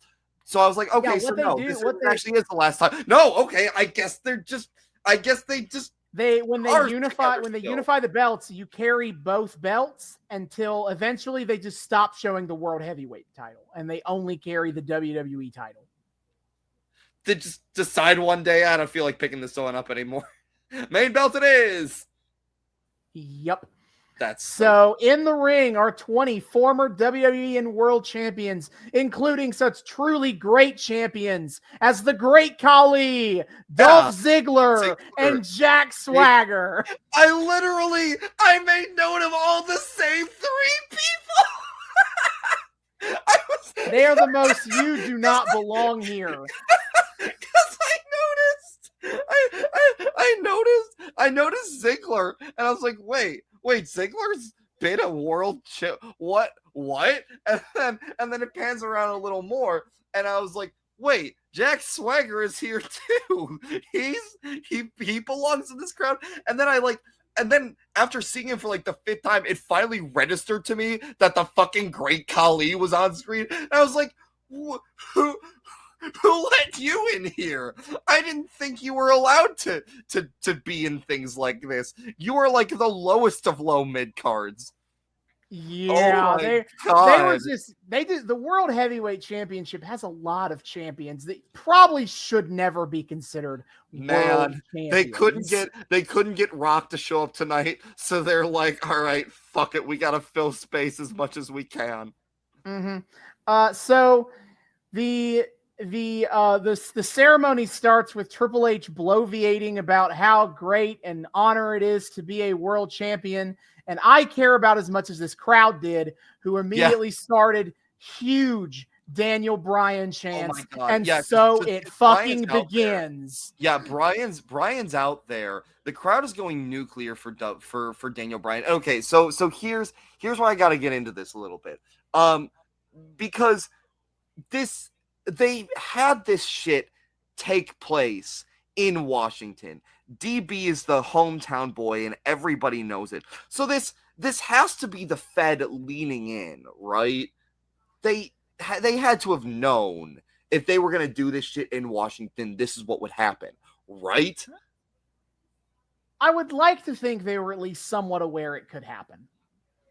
And it's like they tease things that they're not going to build on. Like, I'll just go ahead and spoil the TLC match. They talk about John Cena being like, I promise you're going to get a world title match if I win. John Cena does not win. So that Cena-Bryan match never happens. It's just there for Cena to look like a good guy, to be like, I promise you a world title match. Like, they talk about stuff in this segment. They have no intention of like paying off. So I feel like they just didn't give a fuck what might happen out there. So at this point, the trajectory still hadn't changed, despite the fact that they're doing the Slammys in Washington, and Daniel Bryan won 2 major Slammys on TV, and had the whole crowd go, what the fuck? Daniel Bryan's still not going to be in the Royal Rumble. The plans have not changed at all. What the fuck? Oh yeah, the Rumble hasn't happened yet. Oh no. What? Oh my God. So literally this is the higher ups looking directly at the fans, screaming Daniel Bryan's name, and then just being like, no heart emoji. Oh my God. Holy shit. Yeah, so this is the WWE universe practically giving them no choice but to lean in. Triple H has to like pause for a whole like minute. He looks terribly not pleased about that. Shawn Michaels kind of like comes back and I'm fucking like, if you could hear my voice clap once, ass. He's like, calm down. And then I know that like as Shawn is doing that, Mark Henry decides to go rogue. He lifts Daniel Bryan's arm up and the crowd goes harder. Yeah, isn't Henry supposed to be a heel? He just goes for it. He don't care. He don't give a shit which base. Mark Henry knows all about what it's like to be deemed as not valuable to this company, so he's here to uplift everyone else that to suffer a similar fate to what he did. Triple H just desperately is trying to shout over the crowd noise. It's not working. So he just sits there in silence for like a minute. Also, Daniel Bryan is laughing his ass off at this. DB looks so genuinely like touched by all of this. Also, they pan across the crowd while they're just like going off for DB. I did notice someone had a sign that put Triple H's head on like police cartman going, "Respect my authority." That's good. That was a good one. So the crowd eventually dies down enough for Triple H to start talking again. And Triple H he's not mad at all. Triple H pipes in, that's a lot of family for one building, Daniel. I should have known. A lot of them look just like you. Yeah. He's like, a lot of family for one building, Daniel. Incest. Yeah. So Triple H, they're really pushing this champion of champions moniker, which is funny because they will never use it again after we're done. Oh my God, they're so bad at planning and payoff in this era, dude. Holy shit. No, they never use this shit. So after Triple H is done just talking about the importance of the title, whatever, I don't care. Also, he's getting a chance and it's fucking annoying. Yeah, it's hilarious. This is what I picked this episode for. is the crowd derailing the fuck out of this entire segment. It's so perfect. And I have one more note on that at the very end, because holy shit. The fucking the way the crowd just hijacked. I thought at this point the Fed kind of recognized what they had on their hands. Hell no. Oh my god. This is insane. And again, the Slammys, where DB cleaned up, provided such an and apparently the non-rigged Slammys, this is like the perfect storm of like, you can't pay for this type of like putting over. This is fully organic, staring the Fed directly in the face, and the Fed just getting more and more impotent in the face of it. Oh my god. Yeah, this is why I picked this episode. Is the first episode I picked because it sets up the narrative, like the villain motives and the overall narrative of the story about Daniel Bryan being a B+ player and blah blah blah blah blah. Mm-hmm. I picked this episode to emphasize about this is a precursor to the Royal Rumble fiasco that's about to happen.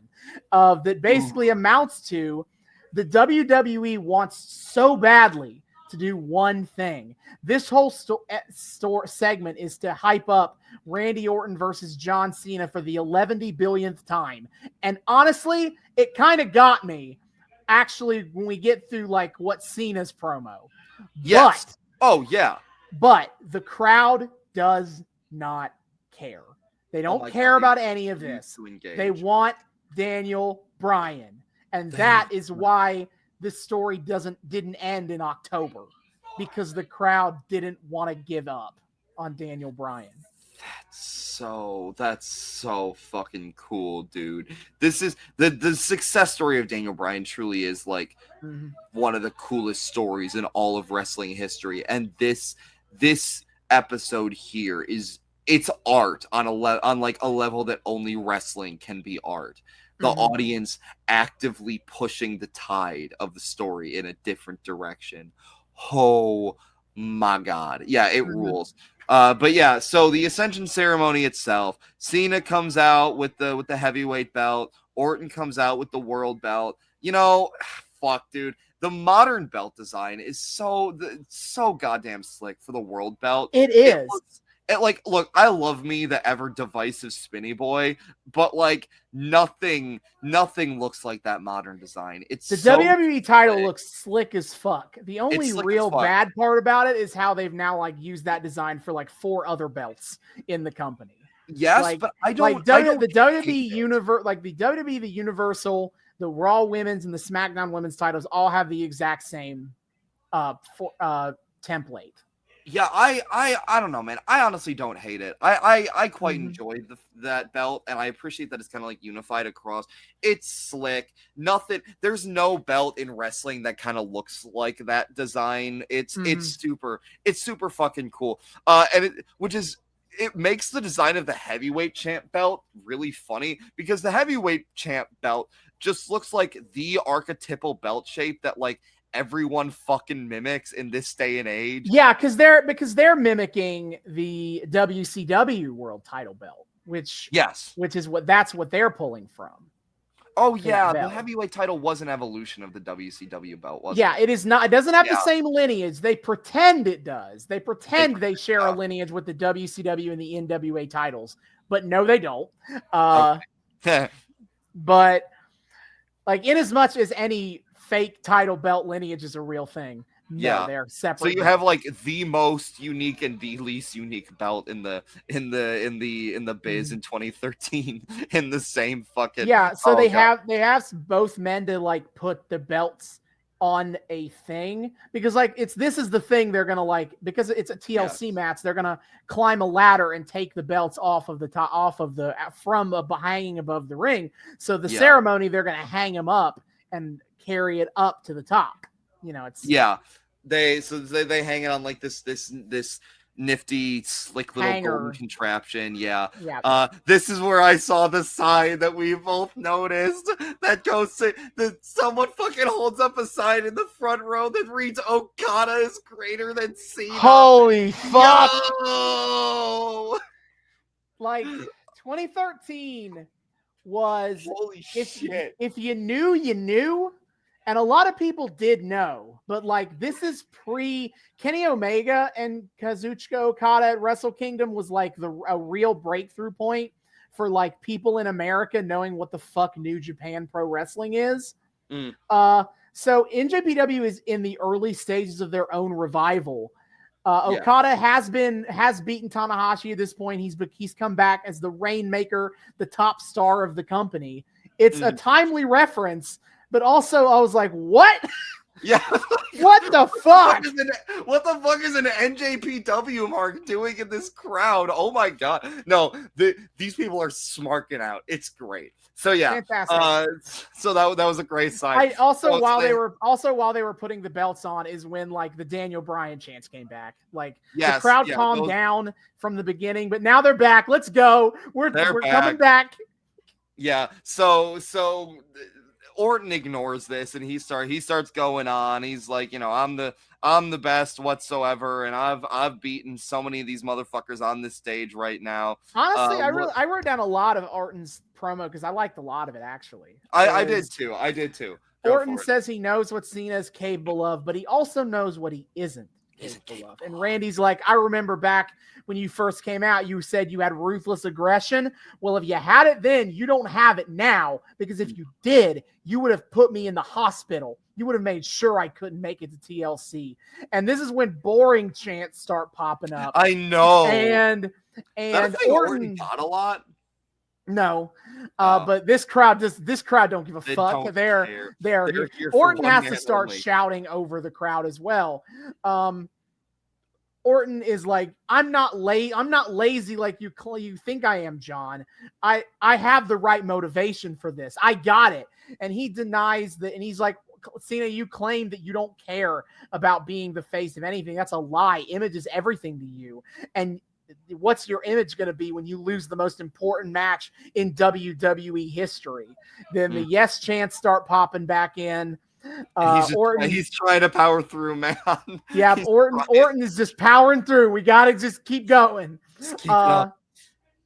He is the greatest wrestler in this or any generation. He brings up how when he fought Mick Foley, he took years off of Foley's life. Yeah, he says I took years off Foley's career, and it cuts to Mick Foley in the crowd of former champions, and Foley just kind of like good-naturedly nods and is like, yeah, he did. You make the point. He's like, how I embarrassed Sean over the years. And I love this part. He's like, and Bret Hart, if I was wrestling in 97, there wouldn't need to have been a Montreal screw job, because I would have just put you in the ground. That was so good.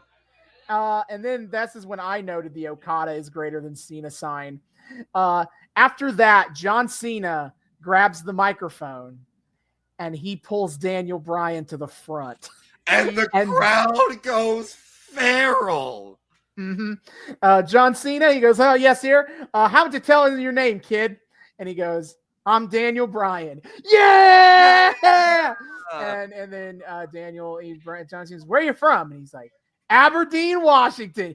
Yeah! Mick Foley's in the back going, that's my cheap pop, you son of a bitch.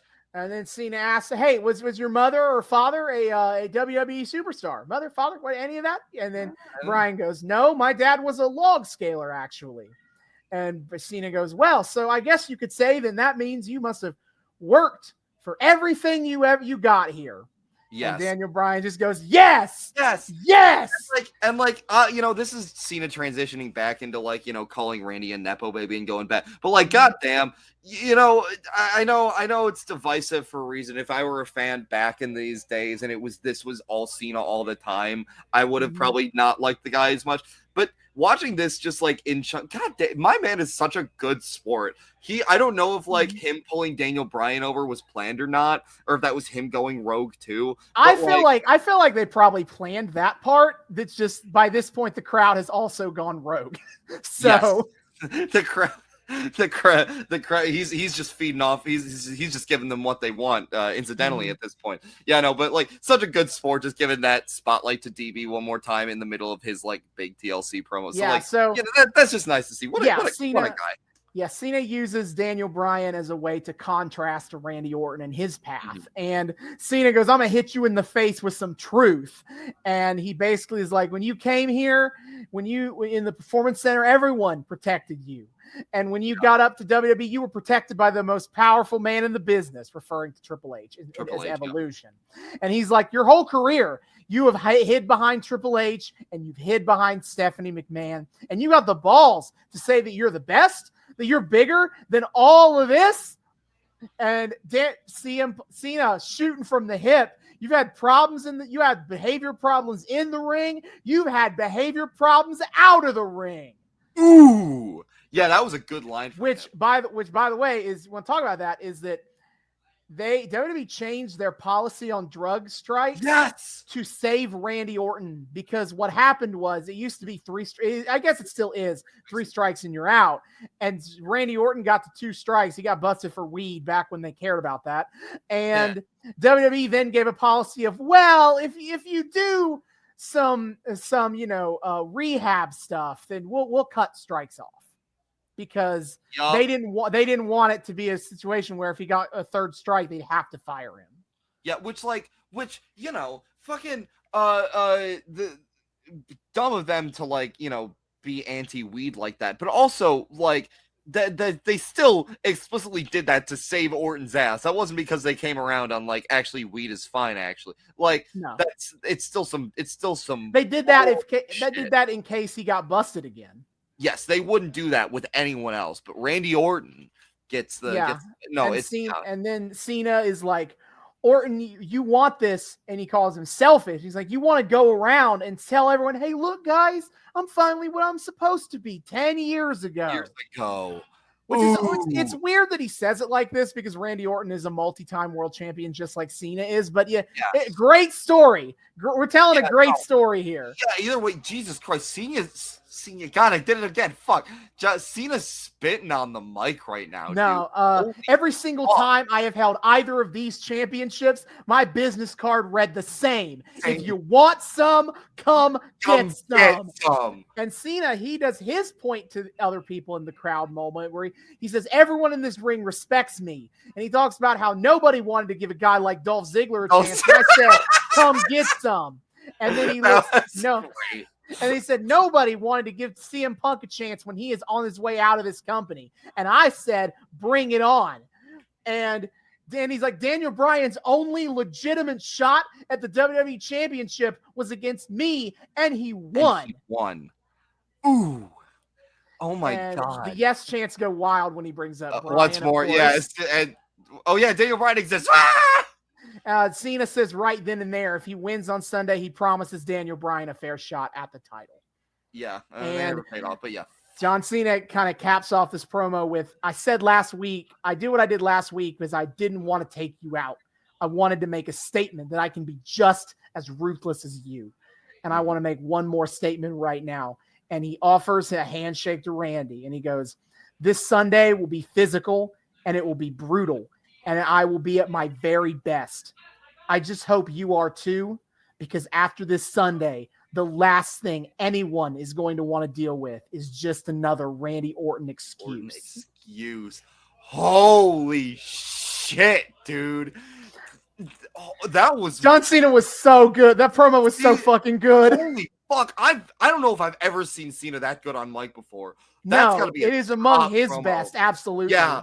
That's got to be a top promo for him. Easy. Holy fuck. I feel bad that it's so overshadowed by this Daniel Bryan stuff. That's the thing. He was a good sport about leaning into it.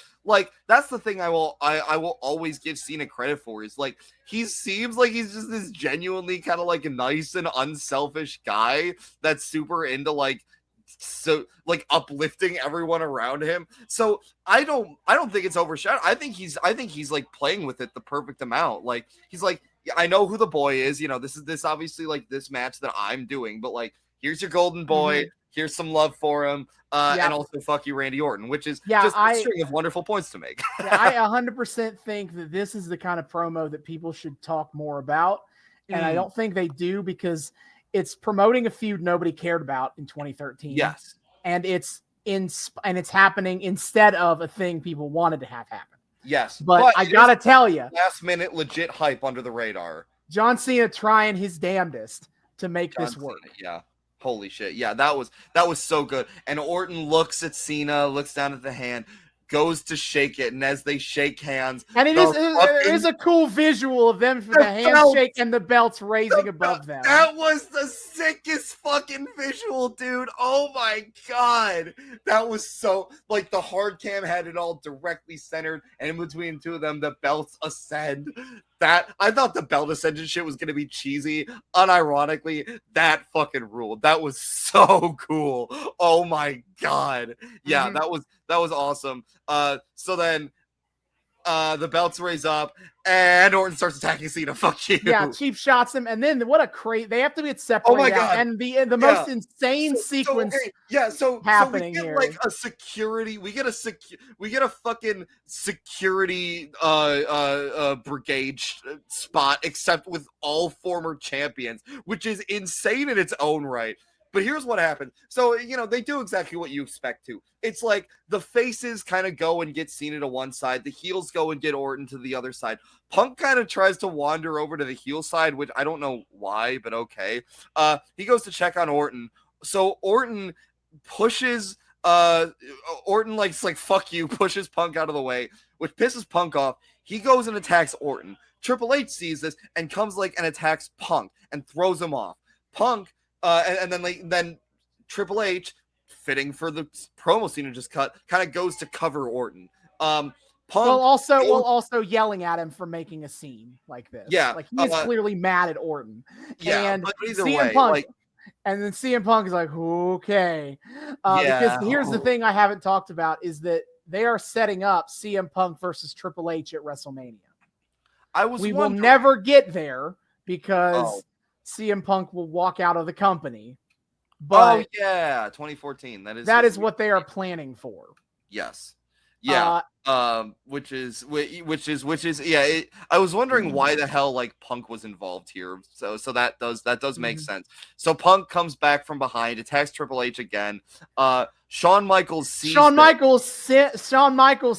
for Triple H a second time. Absolutely. He SCMs Punk. Yep.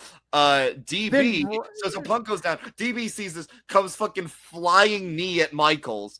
And then Orton attacks Daniel. He tries to go for the RKO. Bryan shoves Orton off, and Orton crashes into Stephanie. And Triple H, of course, is like, my wife, and scrambles over Stephanie. Orton's like, oh fuck, oh geez, no, I could. And Triple H's like, oh, you've done it now, and he hits the pedigree on Orton. On Orton, and then Cena and Kane. So Orton's kind of now, he's been pedigreed. He's kind of fallen to the corner, and Cena comes over with Kane, and alongside the two of them, alongside Triple H, help get Stephanie back up, and they kind of are more at the center of the ring. And holy shit, dude! One last moment of you can't pay for this type of storytelling. So it's in the center is Stephanie after recovering from Orton hitting her. Orton crawls over into the corner. Crawls over. Oh, and it's a shot. It's a shot kind of from the corner. So we see Orton kind of his back crouched into the corner. Further in the back, further in kind of the mid ground is Cena, Kane, Triple H, and Stephanie standing there, kind of standing protecting Stephanie. And the whole time the crowd is chanting, "Let's go, Bryan!" Holy fucking all this shit is happening, and it's all still about Daniel Bryan. Description can't do it justice. You need to go find this clip, because it is insane.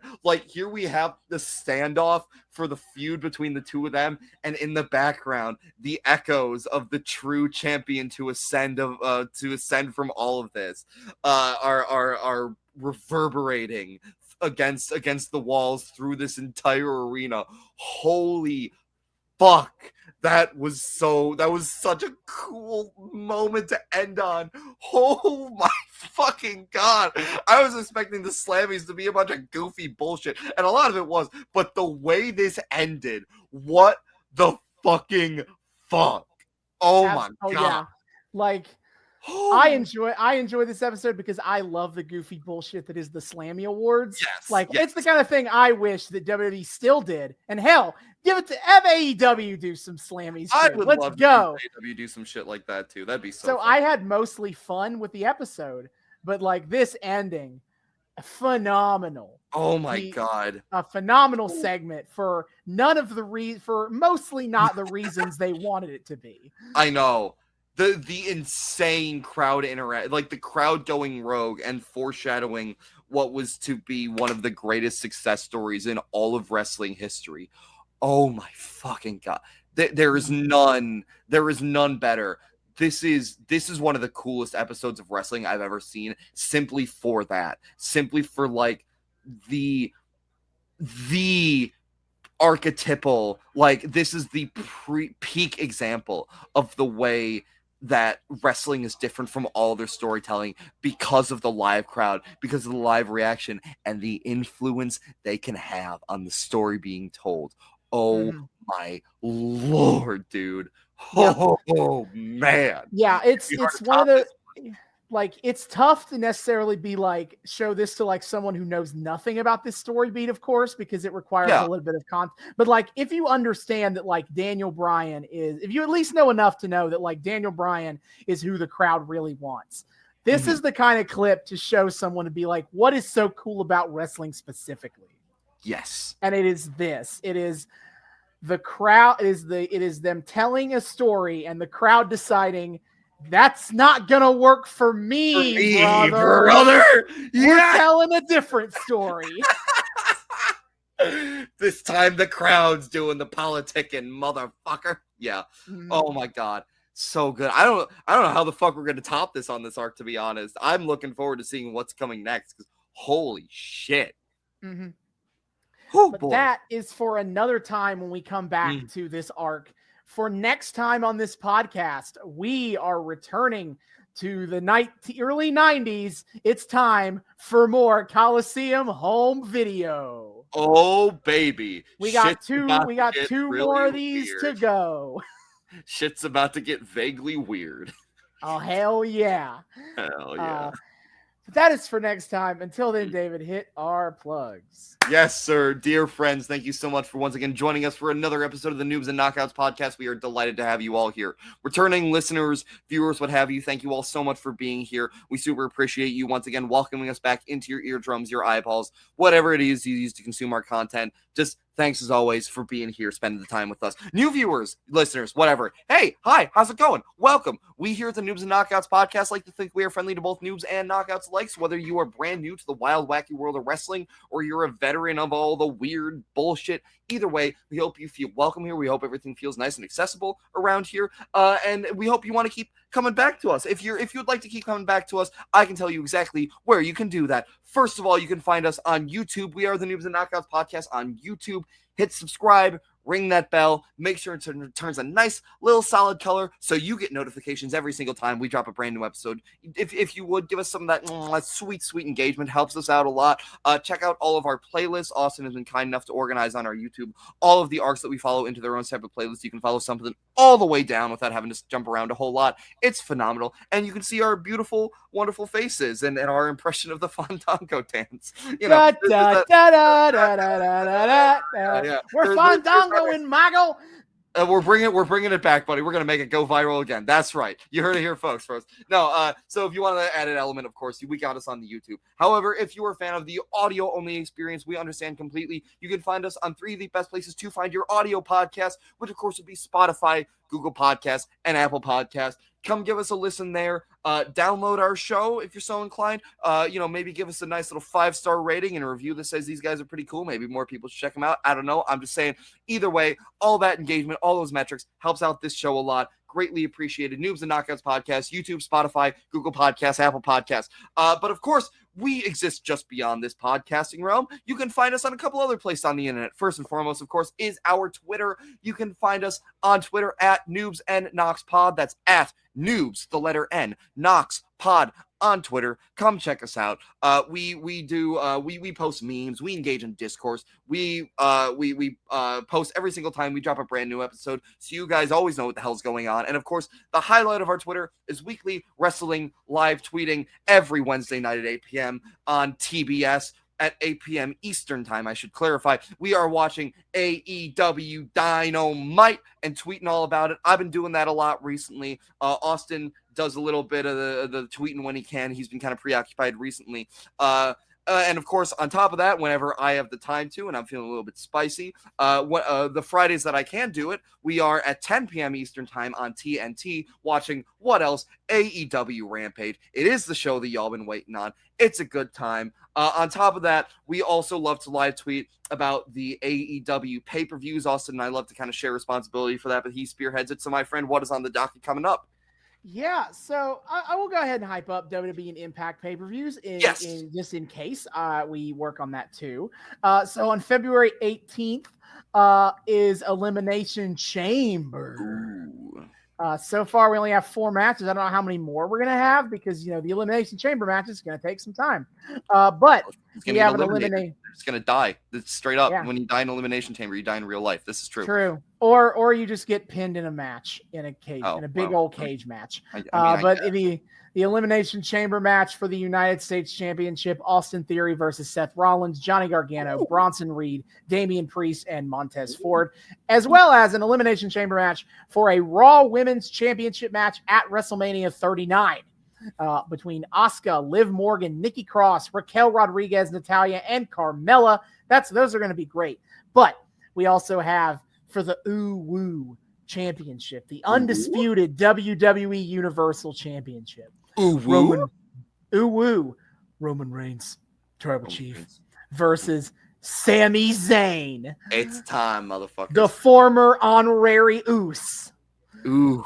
And then in a mixed tag match, we will have Edge and Beth Phoenix. Now there is a wrestling power couple versus the Judgment Day, Finn Balor, and Mommy Rhea Ripley.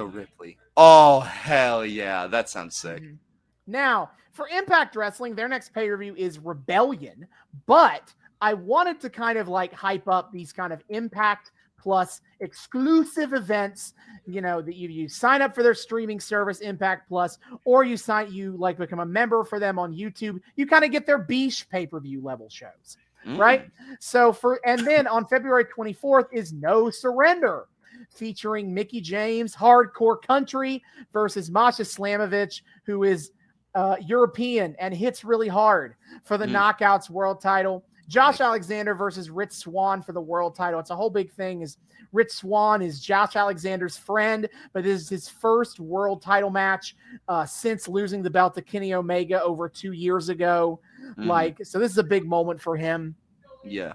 A 4-way match for the number one contenders, to be the number one contender for the Impact Championship match between Brian Myers, who is Matt Cardona's best friend, PCO, who is a zombie man. He is Frankenstein, but a wrestler. And then two other men yet to be determined. A 6-man tag match between Time Machine, that is the Motor City Machine Guns, and Kushida versus the Bullet Club, Ace Austin, Chris Bay, and Kenta. That sounds sick.